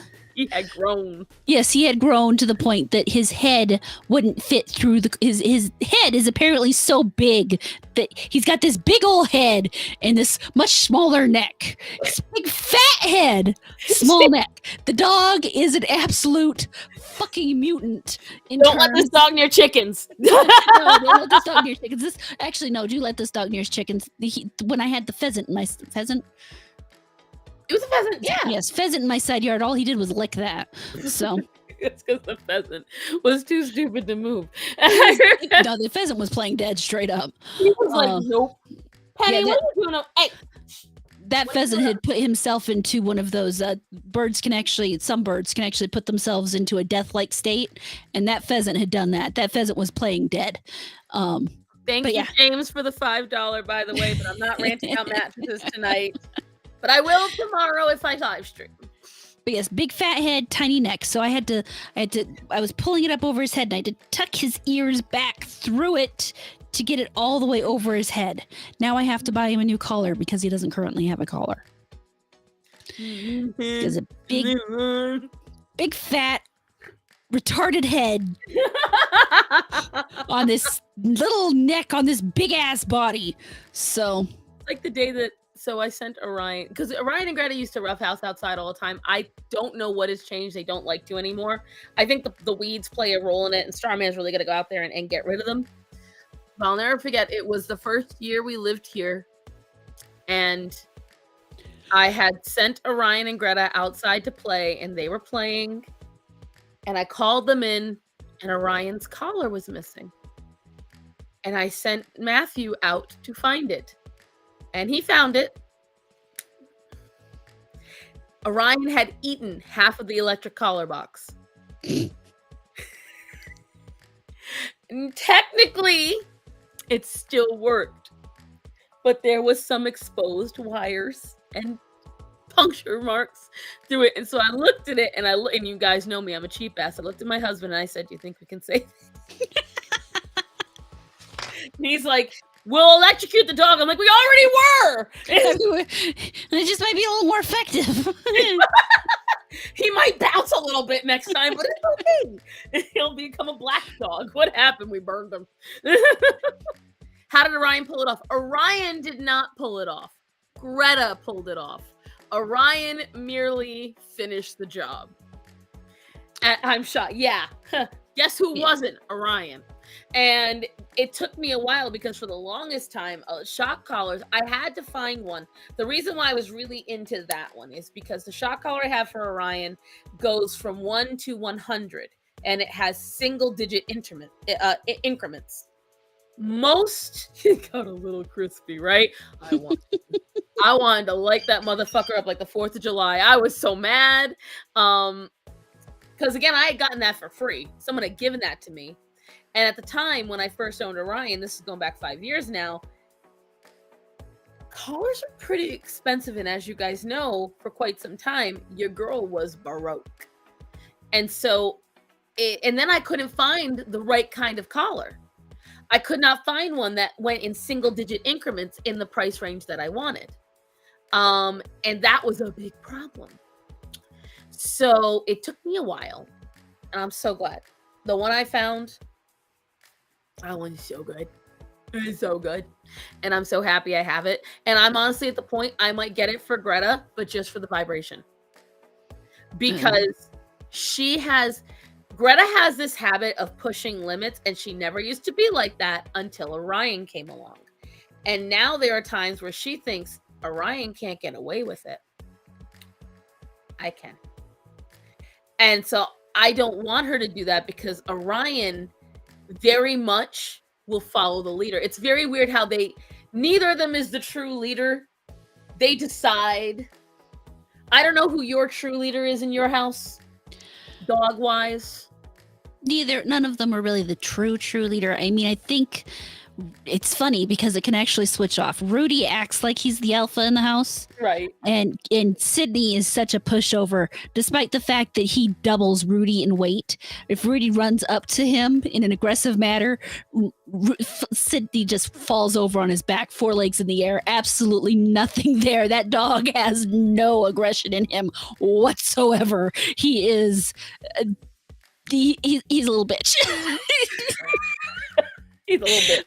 But when it comes down to it, if someone else has to put somebody in their place, Sophie, my oldest dog, will do it if she has to. They have to be irritating her. If they're irritating her, she goes after them. It's done. Now, if they're really so the other day, Sydney was going after Alex, and Grace decided she didn't like that, and she cut him off and pushed him back and told him no. Right. So it's a very interesting mix in there. So you'll have the times when I'm sitting on my chair and Sydney obviously wants to jump up, but Rudy's at the foot of the chair and Rudy's growling at him because he doesn't want him to jump up. And then he'll jump down and growl at Sydney, but then Sydney will go around him and jump up on the chair. So it's like these dogs have no idea what's going on, right? And I think that's because the people in the house are the leaders here, and they just kind of do their doggy shit. And right. Yeah, they're funny. See, because with me, even though I never played favorites, Zorro really did run the house when it came to the animals. And it's very, very obvious. And Matt and I were having the conversation the other night, and I looked at him and I said, who do you think would take over? And we sat down and we really thought about it because we got a lot of candidates. And I sat down and I looked at him and I said, there's only one cat in this household that could actually run the rest of them the way he did.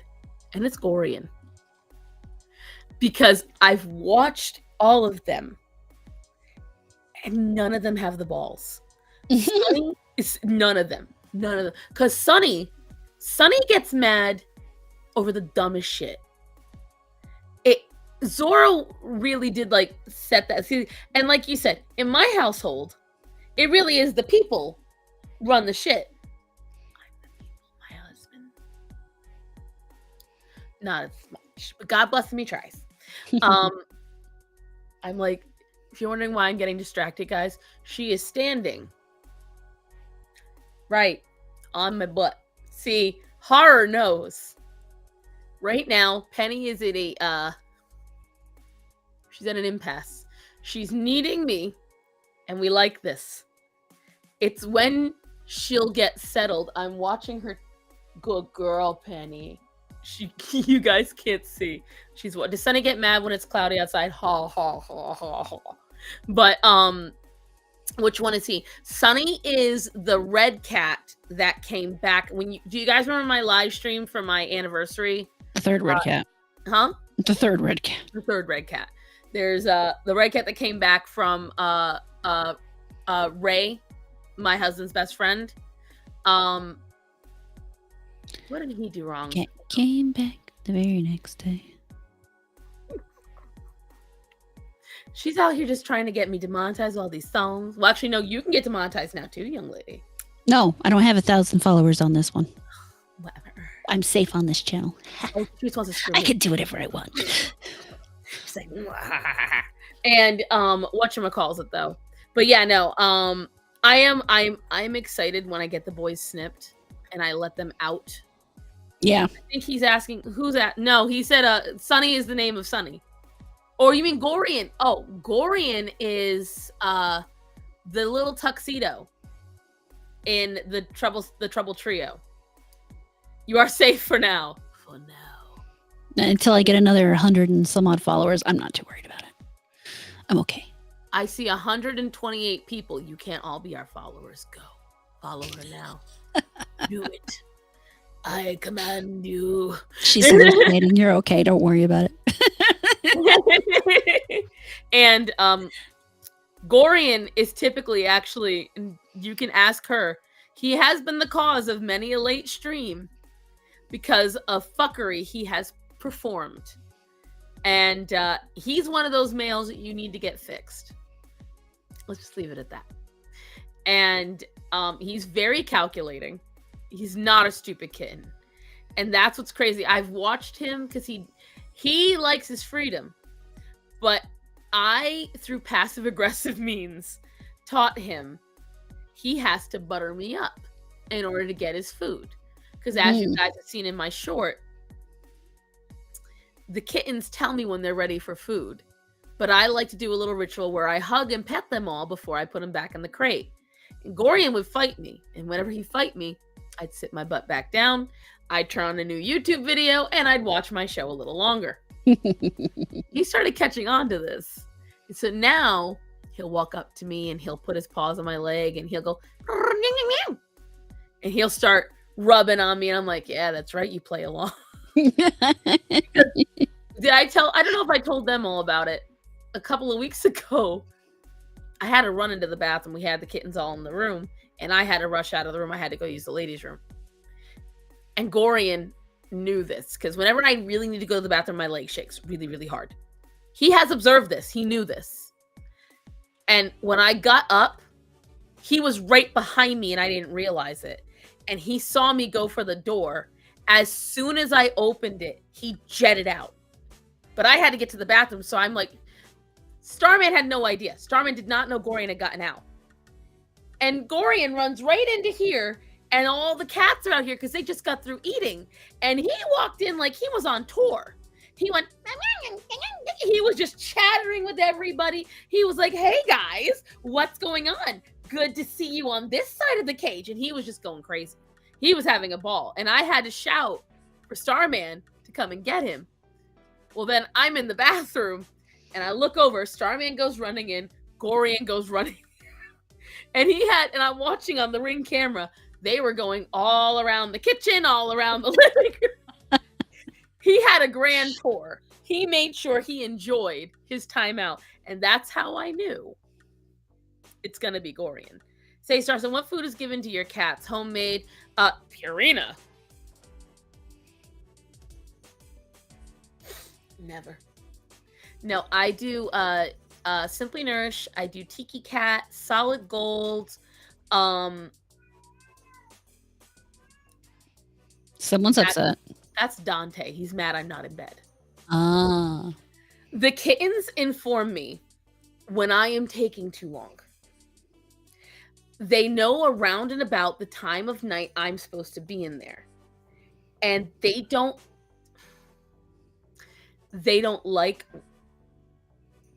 I don't know if you realize he keeps yelling every time I start talking again. They don't like when I deviate. And so when he hears me out in the kitchen, he'll start shouting for me. Him and Gorian, they will shout.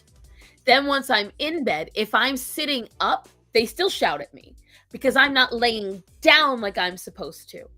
And I'm like, okay, they will not shut up until I'm laying down. And my phone is down and I'm going to sleep. Like they are very much like, right, lady, go to bed. Right, bedtime, lady. I give them whatchamacallit. I give my cats Simply Nourish. I give them Fresh Pet. I think Cat Person is a really good brand. Tiki Cat is my number one brand right now. That is the one because in terms of ingredients, in terms of formulas, and in terms of overall price, they are the most affordable, best bang for your buck. And I do believe they carry the most variety. Applause, Solid Gold, all really, really good. So you keep the kittens separate from the other cats. I have to, yeah.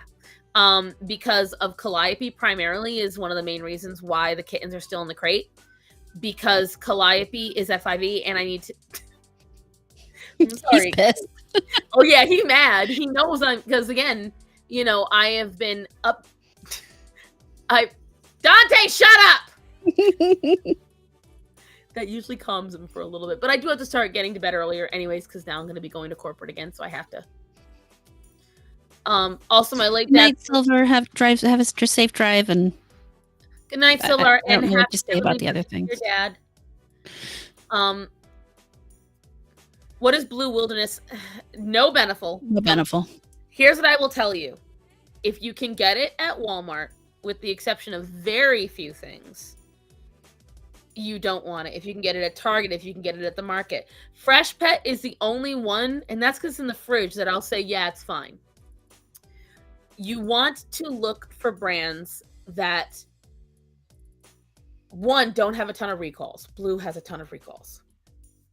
Because while Blue's ingredients are not bad, and if you had to go for Blue, while it would not be my top or even 10th choice, it's not the worst compared to going for Beneful, Pedigree, Purina, Kibbles and Bits, Old Roy, any of those. I will tell you, none of those are good foods, and a lot of folks don't realize it. So the reason why they're not good is because they're full of a lot of legumes. They're full of a lot of corn. They're full of a lot of soy. They're full of a lot of wheat and gluten. And while those don't seem so bad, a lot of people tell you, oh, they're fine. They're part of a balanced diet. It has been a lot of research showing that higher amounts of legumes, in other words, beans, in dogs' diets have led to cancers, have led to organ failure, have led to aggression issues, have led to birth defects. Because the thing is, those are not common for dogs to eat, because legumes are not naturally designed to be boiled and eaten. They are designed to be as they are, dried, husky, usually eaten by bugs. That's why if you ingest a lot of beans on an annual basis and or peanuts, which are nothing but a legume, you are actually very regularly eating. You're not a shitty owner, Avery. You're not. You're just someone who didn't know. For the price you pay for a lot of those foods, and again, they trick a lot of owners like you. Loving owners who believe they're getting the right food, they do a lot of things to trick people like you. They will put things on the label that sound really good. They will put things that make it seem like it's okay, and then they'll tell you, well, we've had this backed by 2 different vets, and we've had all these. But the thing is, you find out the the companies that test their food, they own the company. The veterinarians that approve the formulas, they own the veterinarians. The schools that develop it, they own the schools. So it's very much a matter of, don't worry, we're holding ourselves accountable. Are we holding ourselves accountable? Yes, we are. And so that's the problem that you're getting with these companies. And it's like the government. Huh? Said it's like the government. Exactly like the government. We investigated ourselves and found we did nothing wrong. Exactly. It's kind of like that New York district attorney that said, fine, write me the ticket. I'm just going to dismiss it myself. It's shit like that. And on top of that, they'll claim their food or their meat is sourced from America. Theoretically, yes, it is. Euthanized animals, animals that have died in the field, roadkill, dead zoo animals. All these have been found to be found in food that like zebra meat is not supposed to be in a formula for chicken. The euthanasia drug is not supposed to be in your salmon formula. Oh my God. And not to mention just not having chicken in your salmon food, because say your dog is allergic to chicken, is that finding an actual dog food that doesn't have any of that in it, a limited ingredient, for example, dog food, unless you're going through and actually reading the ingredients, the number of them that contain chicken fat, even though the main, say 5 or 6 ingredients are not chicken, and it doesn't say anything about chicken in the front, it'll say like limited ingredient salmon, and there'll be chicken fat. Yep. And some dogs, actually a majority of dogs, a lot of dogs in today's world are actually allergic to chicken. Yep. They develop a sensitivity to it. As a matter of fact, this I do believe a lot of this has to do with ever since Zorro died, my dogs have developed itch. But the thing is, it coincides right around the time, one, when we had that issue in my house last year around June, and then it really got bad after Zorro passed away. So I do believe quite a bit of what's going on in my house right now is behavioral, coupled with the explosion of fleas because of the season. Getting the flea meds very soon within the next few paychecks, because now I can afford to do that. Not having a job for a month and a half has actually 2 months. March, April, 2 months. Kind of kills the ability to do some stuff. High risk for medicine ending up in the food. Right, and that is a big problem that they've had. The problem with it is that first 5 ingredients is absolutely the most important, because that's what the majority of the food is. You do have to read the rest of the label, because they will hide stuff in there. They will. Can I hire you? Sadly, no. They whatchamacallit, they hide a lot of stuff in there that you're not aware of. For instance, they might say there's no corn, but just read a little further and there'll be a corn protein gluten. They hide it in there in that way, so that way you're not, like, you shouldn't be seeing chicken byproduct. You shouldn't be seeing meals from chicken part. You should be seeing whole organ. You should be seeing, you don't want to see fat that in. And I'm probably guilty of having it in some of the food when I've had to go a little cheaper. Well, the chicken fat isn't necessarily as much of a quality issue. A lot of times that can add nutrition and moisture to the food. Right. It's just more of a, if I'm buying a food specifically to avoid feeding chicken to, say, a little bitch who's allergic to them, and you got chicken fat in your goddamn dog food, it's kind of irritating. And the thing is, circling back to earlier conversations, guys, fun fact, a lot of hunting dogs are allergic to poultry. Do you know why? Because they spent so many generations not able to eat poultry. It's kind of weird because a lot of dogs will actually be allergic to chicken, but they can still eat like duck and turkey. Right? So they can eat the game birds, but they can't eat the...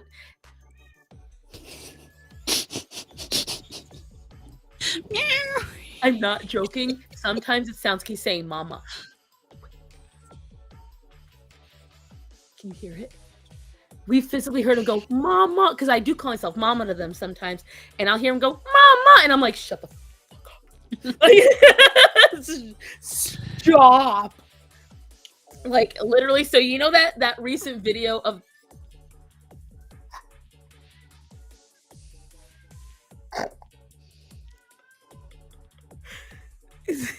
Dante! Shut up!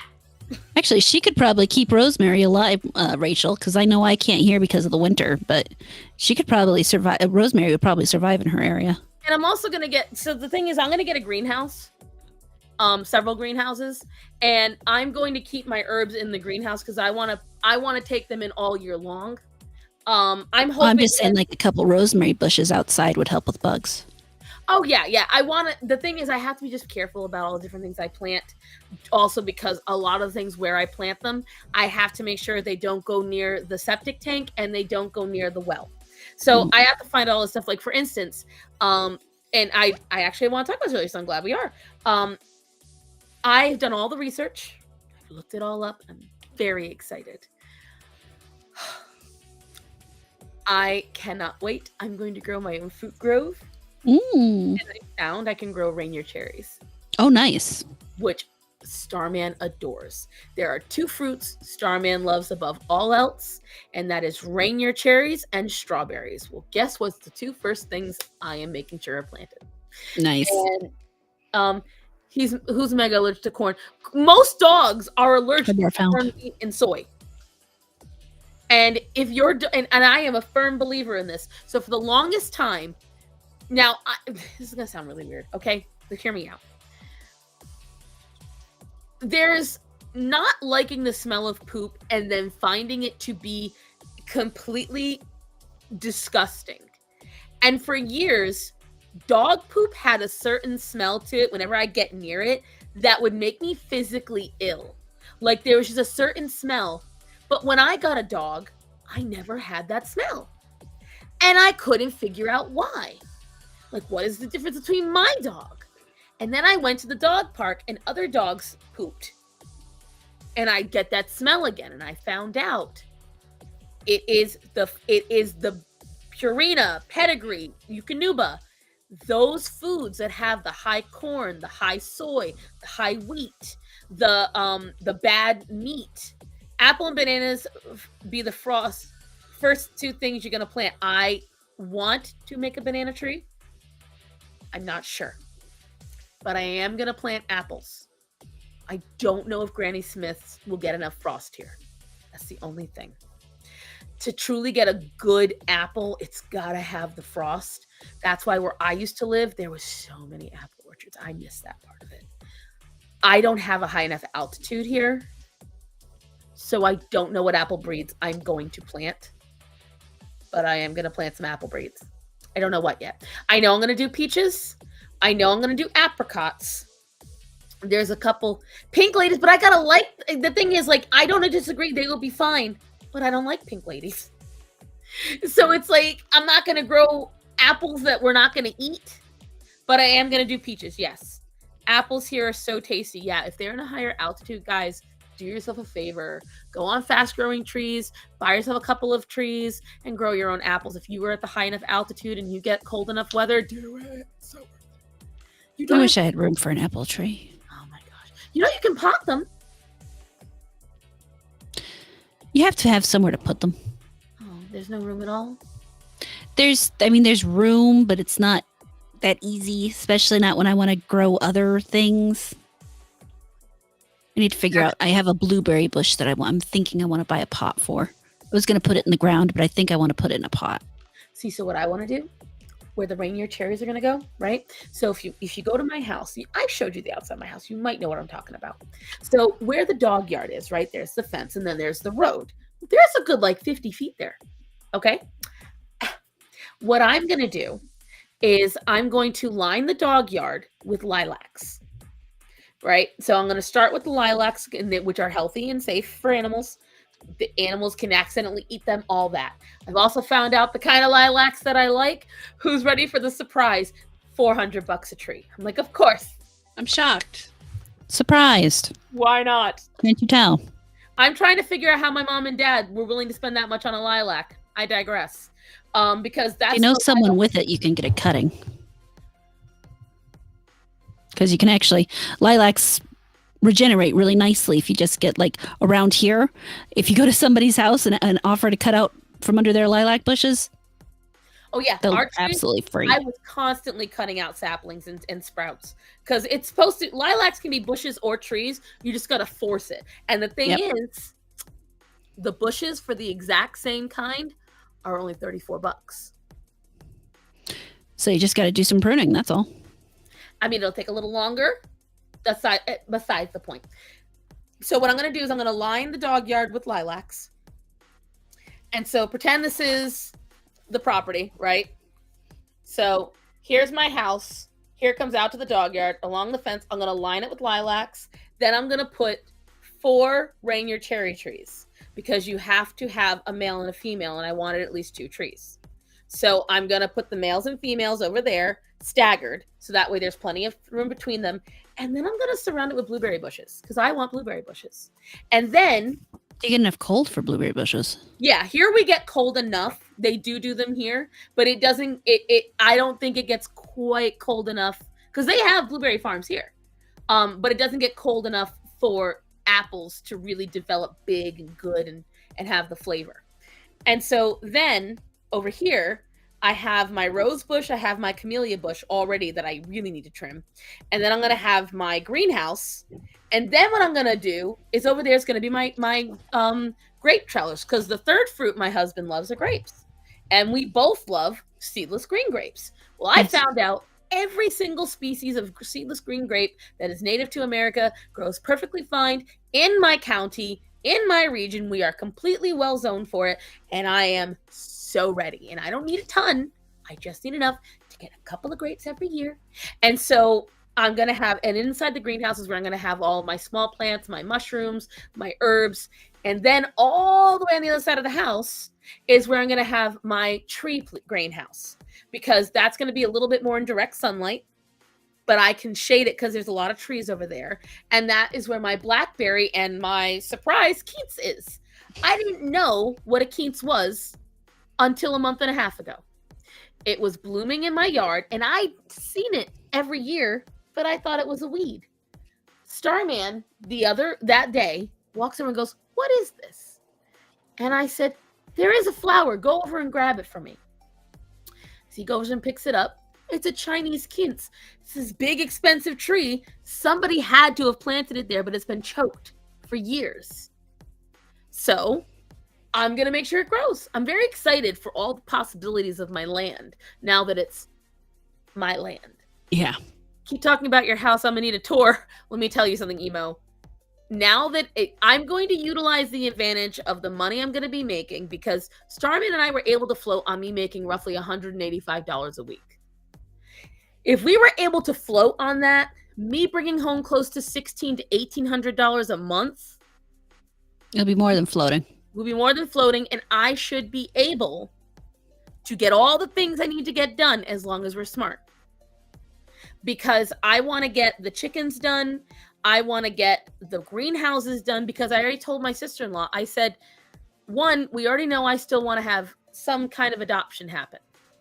What better way to raise a kid than on a tiny homestead where I've got my own chickens, I've got my own fruit, my own vegetables. I can teach whatever kid they are, however old they are. I'm hoping to adopt between 8 to 10 years old. That is more than grown enough to learn chores, to learn self-responsibility. And I said to her, my sister-in-law, I said, what better way to raise your daughter than when she comes to Uncle Matt and Auntie Cassie's she can pick her own fruit. She can go and pick her own eggs. I said she'll have her own petting zoo and fruit farm to get fresh fruit all year long, however much she wants. And her eyes lit up, and I was like, that is something, it's pretty smart in a pretty big detail. Right. For me, number one, this has been my dream since I was 11 years old. When I found out what a greenhouse really was and how I found out, Harvest Moon, thank you, video game.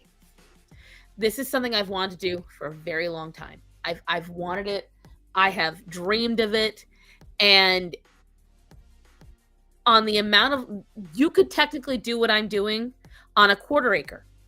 You can do it in a 10 by 10 yard if you're smart.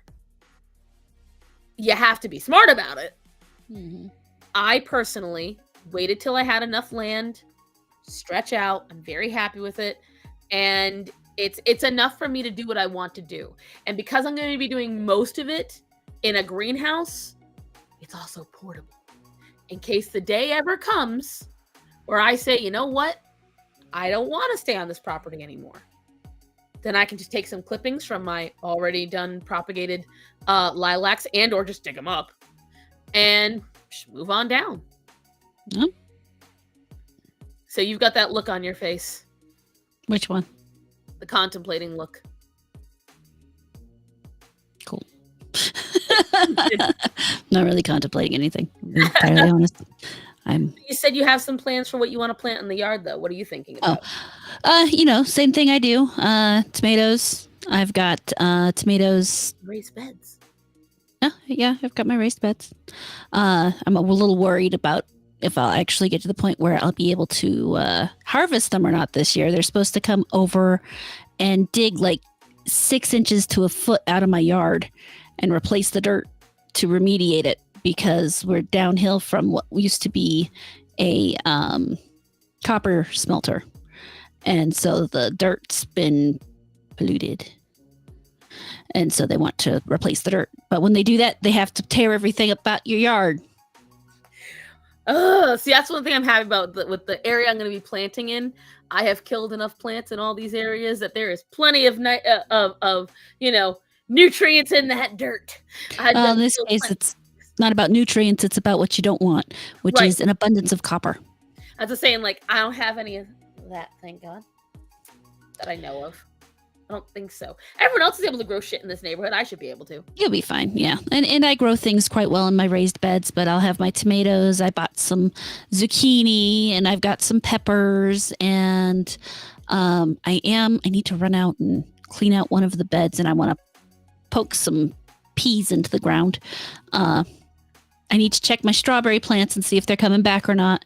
I did buy some more because I think I might have lost the strawberry plants. The winter didn't get, so strawberry plants can go over the winter, but the winter was kind of warm this year. So I kind of get the feeling like they got confused and seppuku'd. So they may be gone, but it's worth a check to double check on them. But I'm going to get, some more going. I might put in some more radishes, and I want to find some good garlic, because I really want to grow my own garlic. Apparently, we missed the growing season on them. At least I did here. I don't know if you have where you are, because apparently you're supposed to grow them 3 weeks before the very last final frost for garlic. Rachel, around here, just because they say it's the final frost doesn't mean shit. Right. But Rachel says to plant a lot of dandelions. It should help pull it up. We have that, but they're still gonna. The planting doesn't matter at this point. The government has decided that they are coming in and removing our dirt, whether we want them to or not. So, who did all this? But I do want to So apparently, you can't just pull garlic out of the ground, and just. No, you have to cure it. Yeah, apparently you got to let it cure. So same thing with onions. Right, I didn't know that. I thought you could just pull and use. That was the idea I'd had. So the thing I'm going to be doing is, I already told Starman I wanted to get a shed, because, all right, I don't know how nearsighted this sounds. I don't know how silly it sounds. I feel like if you own a house, you should have a work shed. Makes I sense. feel like you should have a spot to do projects. You know, if you want to cut some wood, you want to paint something, there should be a shed of some variety to do that in. Well, it holds all the stuff to do that with. Right. And so I told him it's not a necessity at this moment, but that is another eventual goal of mine. Mhm. And I know generally, I thought she was turning. I've got PTSD. I can't imagine why. It's not like it's happened repeatedly or anything. On camera, off camera. Anyways, damn, y'all got it rough. Back home, we don't have to worry about seasons. Same climate all year round. See, I like the change of seasons. I don't like this particular season, but I like the change of seasons. There was I don't know if you saw the video, this girl, she was sharing how, it's 70 degrees and I can feel my seasonal depression melting away. I said, oh, what a coincidence. Mine just started. How weird. I just like it when it starts getting light again, because that period of the year where it's dark from like 4 p.m. until 9 a.m. is kind of long. I like that. I like the sunlight. It's weird. You wouldn't think someone who looks like me really likes the sunlight, but I don't like to be like directly in it, but I do kind of like looking at it through a window. You have to go and recharge the souls somehow. You can't Yeah, do it all the time. And it's not like there's enough souls for me to really eat, so I need a little bit of light in my life. I already have that. He's dark, so I need some sunlight. He absorbs it all for you. No, there's apparently all this time I just said I just like gloomy weather. I like whenever it's like summer and it's really rainy. That's what, baby? What? Oh, you see, my favorite weather is still rain, but We have a name. We're Yeah. Mod Girls. Mhm. I didn't know that was a thing. I was like, I have a title. I thought I was just gloomy. Apparently not. Wait, Amarana, you're a real redhead? Shh. She just collected a few extra. Didn't you just hear? She needs 150 more. But yeah, I do like a good storm. But at the same time, I don't like it to be gray every day. And more importantly, it's not that the gray that I don't like, it's the dark, the absence of any light. And I'm good with it for the majority of the time, but there's just something that is relaxing after a little while of having some, good sunlight. I like Nice seeing the warm sun sunlight. far away from me. 9 to the 10, unless it's really cold outside, I hate direct sunlight. I physically, I recoil at the idea. And that's why everyone's like, oh, your skin's so nice. Thank you. I never go directly in the sun. And, that saves me so much. Whatchamacallit. There is something, though, because I feel like you and I are both getting a little tired. There's some things that I thought you might like to see. And I sent them on Instagram.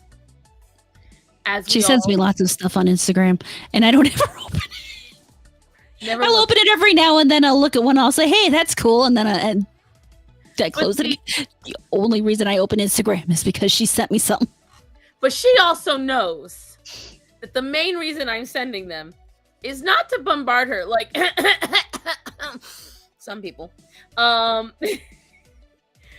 because there is always something really good that's coming on here. So I found a couple of really cute videos that I thought we would all want to see. Some of them I send her just because I think they're cute, but there's some animal videos on here that I thought you would all want to see.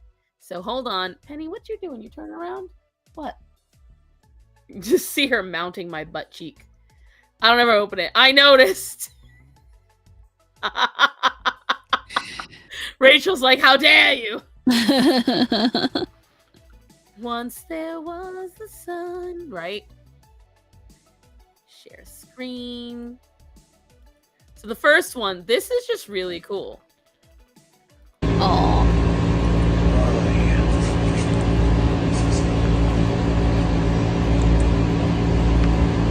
Can you imagine the neck aches? I just, for me, notice how this giraffe, that is a large animal, okay? Mm-hmm. That is no small animal. This is humongous, and my father got nailed right in the face with a giraffe horn once. It does not take very much for a giraffe to let you know they don't want to be handled. This mofo is not only allowing it, they keep coming right back in. Watch. He goes straight back in. Okay, do it again, please. Yep. So whatever, this is where animals are more honest than people. Clearly this chiropractor is doing something right and has been doing something right for a long time, because that giraffe is so happy. And I thought that was really incredible, just to think that you're correcting the neck of a creature that could crush you so quickly. This absolutely, oh no, this wasn't the one I wanted to send you. Hold on. This was, they do end up rescuing the kitten, but I don't want to watch it because the one I don't think you two will be happy. This is precious. Oh God, no. Oh. Watch this. Now you think they did it to the turtle? Nay, nay. Watch this mofo.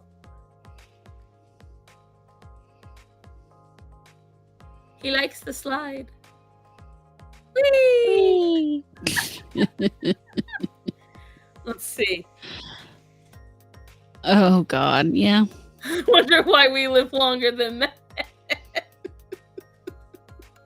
That's a hog. That hog's gonna eat you, man. Yeah, they have very sharp teeth and tusks. And that's not a woman, that's just another dude looking to lose something. Pet that dog. Can I pet that dog? Oh my gosh, this... I'm not gonna play because I think it's...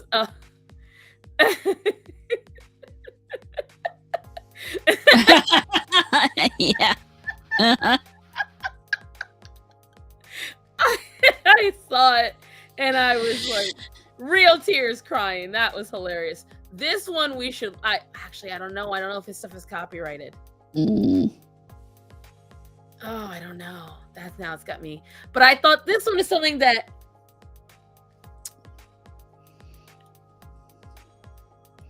I'm passing out. I just passed out. Whoa. It's right there. And I'm back. I got it. And I want you to I'm turning it on and off because they scream a lot. Oh, good, because I really don't want to listen to screaming. Okay, so I want you to just watch. Now, these girls are screaming, hey, we see sharks. We see sharks. We're getting really low. We're getting really low. And as you can see, that water is getting closer and closer. Yep, and now they're in it. Now they're in it. You might want to not flail These around are teenagers, too. like an idiot. Right. But Okay. they're purposely dipping these kids because it's part of quote unquote the experience. These are children. They lack the frontal cortex to operate properly. And on top of it, in the comments, people are saying people have died from this. Oh yeah. Because once if that parachute gets wet, it could sink them all. I have to wonder though if they're told beforehand that this is going to happen. So apparently they were not told it. Like there's people here who have said mixed emotions. Splash Around's not very smart. The girl announced she's passing out and nobody cares. No survival skills. I don't blame them for screaming. It's not the first time they have put people's lives in danger dipping them into the ocean. People have died. Anyone saying don't splash, ha ha ha. I'd like to see anyone in the situation not splash, especially being dumped on top of sharks. And so I see both sides because, like you said, I question. No, I'm genuinely curious about if they were told or not ahead of time. Because if they were told, then I have less of a problem with it. Because at that point, you've been warned and you made that decision. And if they're teenagers, very likely, their parents agreed to it. Right. Even then, I have less of an issue. If you're going to let your offspring be eaten by sharks, then maybe that's a good thing. Maybe they deserve to be saved from you. That's you, Ariel. Do you see yourself? Who is that pretty girl? That's me. No. Who's that? Who's that pretty girl? How could That's you. Yeah, take a compliment. Just take the compliment. You look great. Oh. And I still can't figure out. I'm pretty sure she's a golden possum, but I'm not sure, and nobody knows. And I've tried to look up. I am almost sure it's a possum because I could not find any lemur that matched it. It does not look like a golden possum to me. It's there. I know it's some breed of possum. It looks most similar to the Australian possum, but it's her face, the colorings. But I don't know if she's a morph. It's. I wish I could see more of her body to know. But how stinking cute. And it took me all day to find this because Instagram did its magical refresh. Mm-hmm. And I was in the middle of getting ready to share it when it refreshed and I lost the video. And so I went on a rampage because this video I wanted to show everyone today. It was just the damn cutest little thing. And I had to show you all. But how cute is little Ariel? But the only thing that breaks my heart is reading down below. I don't think I've ever missed someone so greatly in all my life. So I've got the feeling Ariel is no longer amongst us. Because it has a little broken heart and then a mermaid. So I'm thinking little Ariel's no longer around. But this overall... Someone's dreaming. Greta makes that noise. He just got his ass kicked. Aww. Poor thing.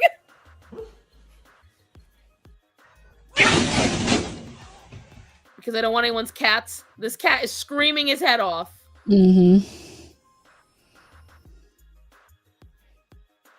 He, Yo, Alex Baldwin's finger. Hey, how you doing? You never miss. Oh.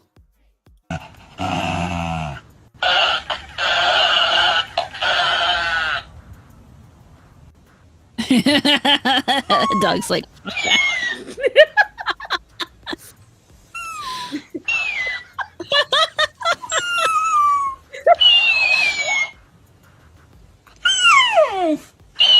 He's so done. Oh my god. I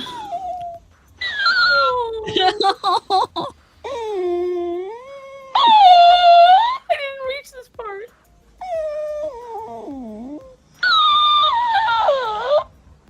Oh my god. He's so happy. To get rid of your little hair fairy, come here. Yeah, even though this is really cute, guys, Don't do it. don't do it. Unless you own a deer farm and these are your deer in your gated farm, don't do it. And you know they're clean and shit, because there's all sorts of nasty shit that can be on deer. Oh yeah. Oh yeah. But I'm gonna say this is a tamed deer. Oh yeah, he says to her, "Do you remember this?" And so my worry is that they're wild deer They look like they may be wild deer, because there ain't no way you got a road fence on the other running side of that river. yeah. And so my worry is that he is, and again, I understand the Disney princess aspect. It's a tough call. I just don't, guys. I mean, if you're far enough out and you're on your own damn land, Yeah, then it's not a problem. assuming that it's a big enough land and you don't allow hunting, Right. then whatever. But just remember, if one day it doesn't come back That's and why. it wasn't old, it's because you got it to trust humans and then it got shot. Mm-hmm. Very true. Oh, I think have you seen this one? No, I don't think so. Oh, it's so funny. I'm not gonna play the music. This is a bad idea. Oh no, they just keep playing. That's it. And it's just so cute to watch. This is cute. Right under the cat, seriously. That vole is doing a damn good job. Look how the babies never stop touching each other. Nope, they're all lined up. Licensed music. Aww. Shut up and act nice. They're here to adopt us. It's the Jurassic Park music, so I heard that. I just He's just further and further back. I think this is just funny. Whoops. Watch the kid's face at the end.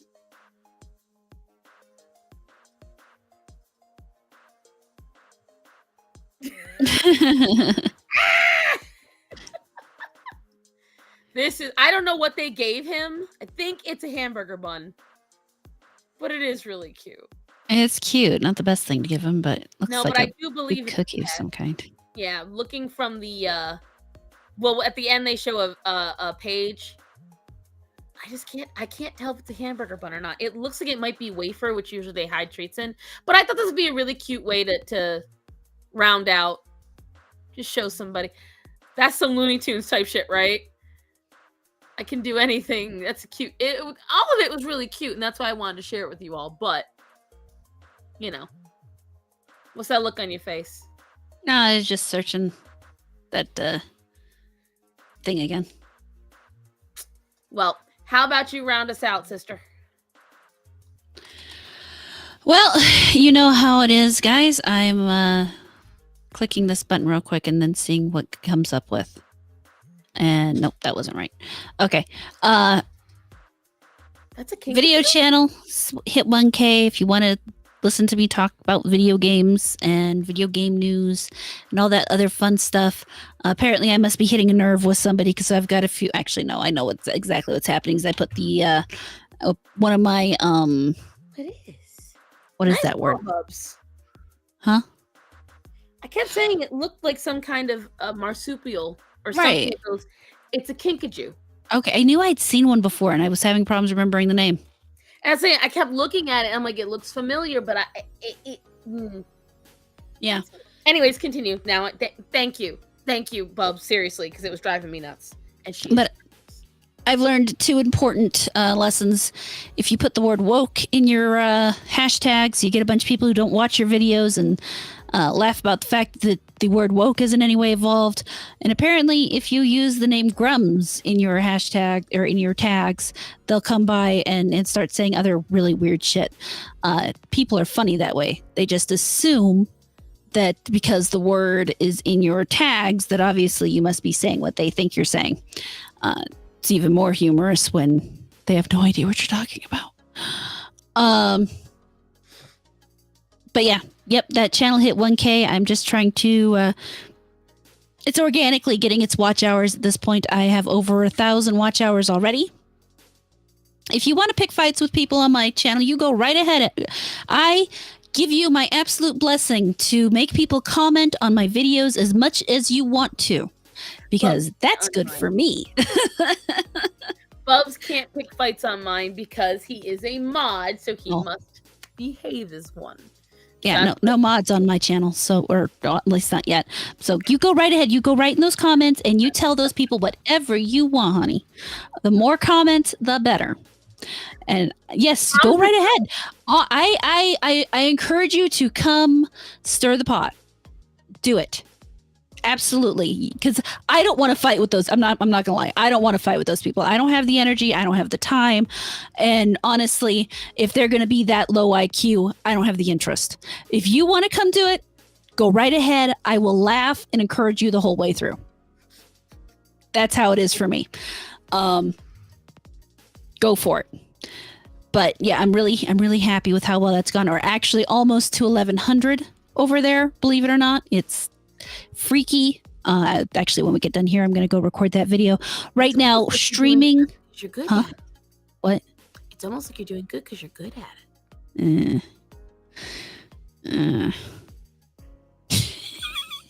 Oh, I'm sorry. Did I say that out loud? I'm still adjusting to this idea that people want to listen to anything I have to say. So, compliments. Oh my God, I did a stream last week and people were being nice to me. I didn't know how to do it. I'm like, they were saying all these nice things and I'm like, and then they'd stop and I'm like, same again. Thank you. No, because I'd stop and everybody be silent and they're waiting for me to respond. And I'm like, thank you. Because I don't know how to respond. I don't know what to do with this shit. Don't be nice to me. It confuses me. Go on the stream and embarrass her, guys. You start calling her pretty. Uh, Oh, that's right, lady. it's I like the way your hair look. it's easier when they're in the chat. I can ignore the chat, but when they're talking to me and saying it, I'm like, and they want me to respond. It's like, what do you want me to say? Am I supposed to start talking about how great you are now? Because I think you're really cool, but I can't. I'm not good at this.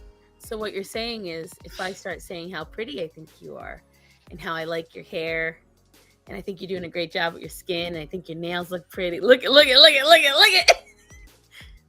Hi, Har. Hi. Are we done? You're turning so red. It's so cute. I don't do this. She handed it to me on a plate, and I've got pretty friends. How could I not? Not good at this. All right, I'll slowly whittle you down. People have been trying to get me to just accept compliments for a long time. The best I can do is say thank you. I don't know what I'm supposed to do after that. If you want me to do more, you're going to have to explain it to me. Don't worry. We'll figure out something. Yes, Bubs. That's exactly what it's supposed to do right before I devour your soul. You're not wrong, Rachel. What did she say? Hard social anxiety. People start complimenting me, and I can pretend like I'm really cool and relaxed, and then they start saying nice things, and I just go, "She's so cute." I freeze up. It's not something I know how to handle. I'm working on it. Just say progression. You know what? Everybody who's nice to me is literally aggressing on me. That's the way. Make a shirt. Everyone who's nice to me is performing a microaggression. Your kindness is a microaggression. Yes. I might have to. But streaming right now is basically going to be on the weekends, Saturday and Sundays. Saturday this week I will be doing a D&D session. I'm not sure what we're doing Sunday this week because Sunday is Mother's Day and I have a wonderful mother that I want to spend some time doing some nice stuff for. So obviously Mondays I'm here with Starsan, and we talk about all the things because that's what we like to do. But the rest of my week is spent recording videos and figuring out what I'm going to record videos on. So, and working and making cheese and soon ice cream and butter. I made butter last week. Salted or unsalted? I salted it. How was it? It was good. It was very good. I used a little last chunk of it today for my corn. One request. Mm. When I'm there, can we make mozzarella and butter too? We should have plenty of milk for that. I don't want fresh mozzarella or anything like that. We just have to get the gloves. That was a whole endeavor, wasn't it? We'll explain the gloves next time. Sorry, guys. But shut up, Dante! I'm coming!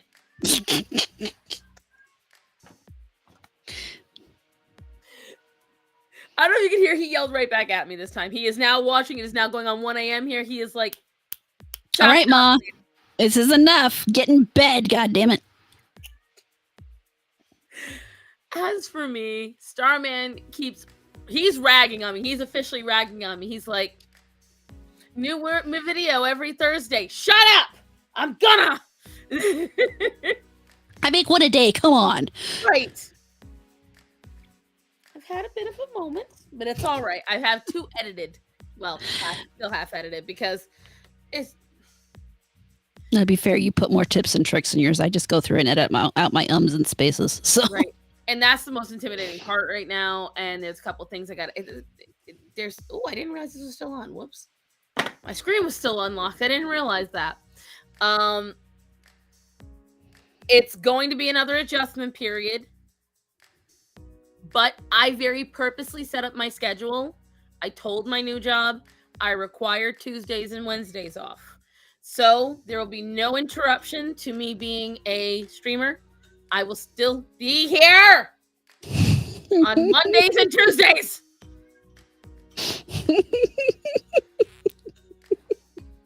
Now he's saying now. now he is like, I don't know if you can hear him, guys. I know she can.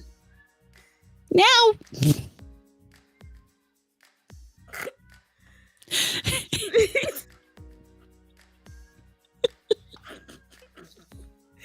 He's just going. He's out of the crate. Hear it? You hear the mama? Oh my god. Oh, it's so. Shut up! I'll be there in a minute! You're the human. You're the one who makes the rules. You're the person. You don't do what a cat tells you. I can hear you all the way to Norway. You don't need to yell.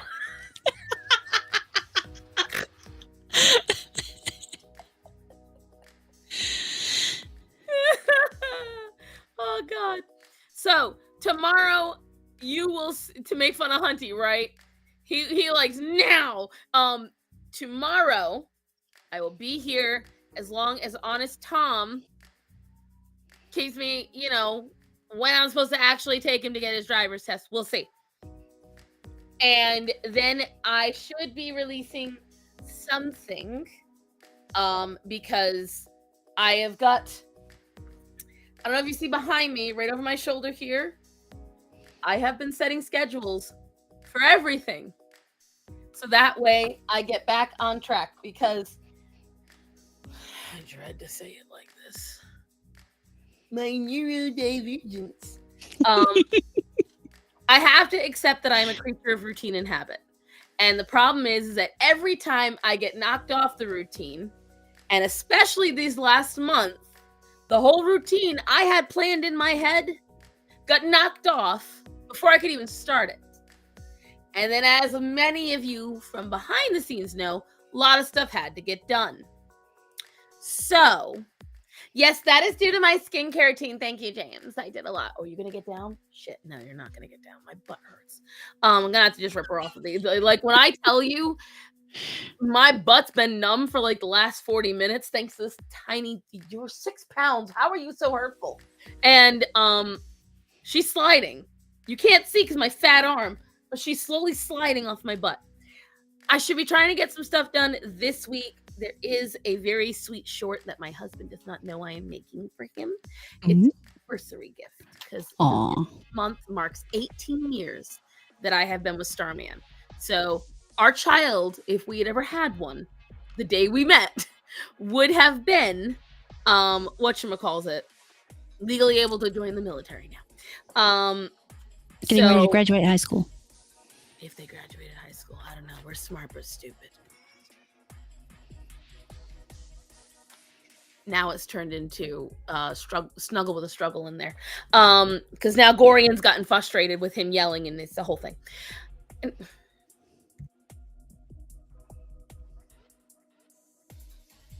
Anyways, so I'm going to be getting out the first round of Mermaid. I'm probably going to make it all tomorrow. I haven't been able to this week because I've been getting the house ready. And otherwise, guys, that is it for me. Legally able to enlist, but still couldn't have a drink. Hey, it is what it is. And otherwise, guys, thank you, James. And who else? Someone else donated $1 or $2 today. But thank you, James, for your super chats. We greatly appreciate them. And to whoever else, remember, guys, get your animals spayed and neutered. Remember, and get them properly vaccinated. Remember to tell the people that are important to you that you love them and to be safe. So, guys, I love you all. Be safe. Horror. Yes. I love you. I love you too. Be safe. You too. Good night, everybody. Good night.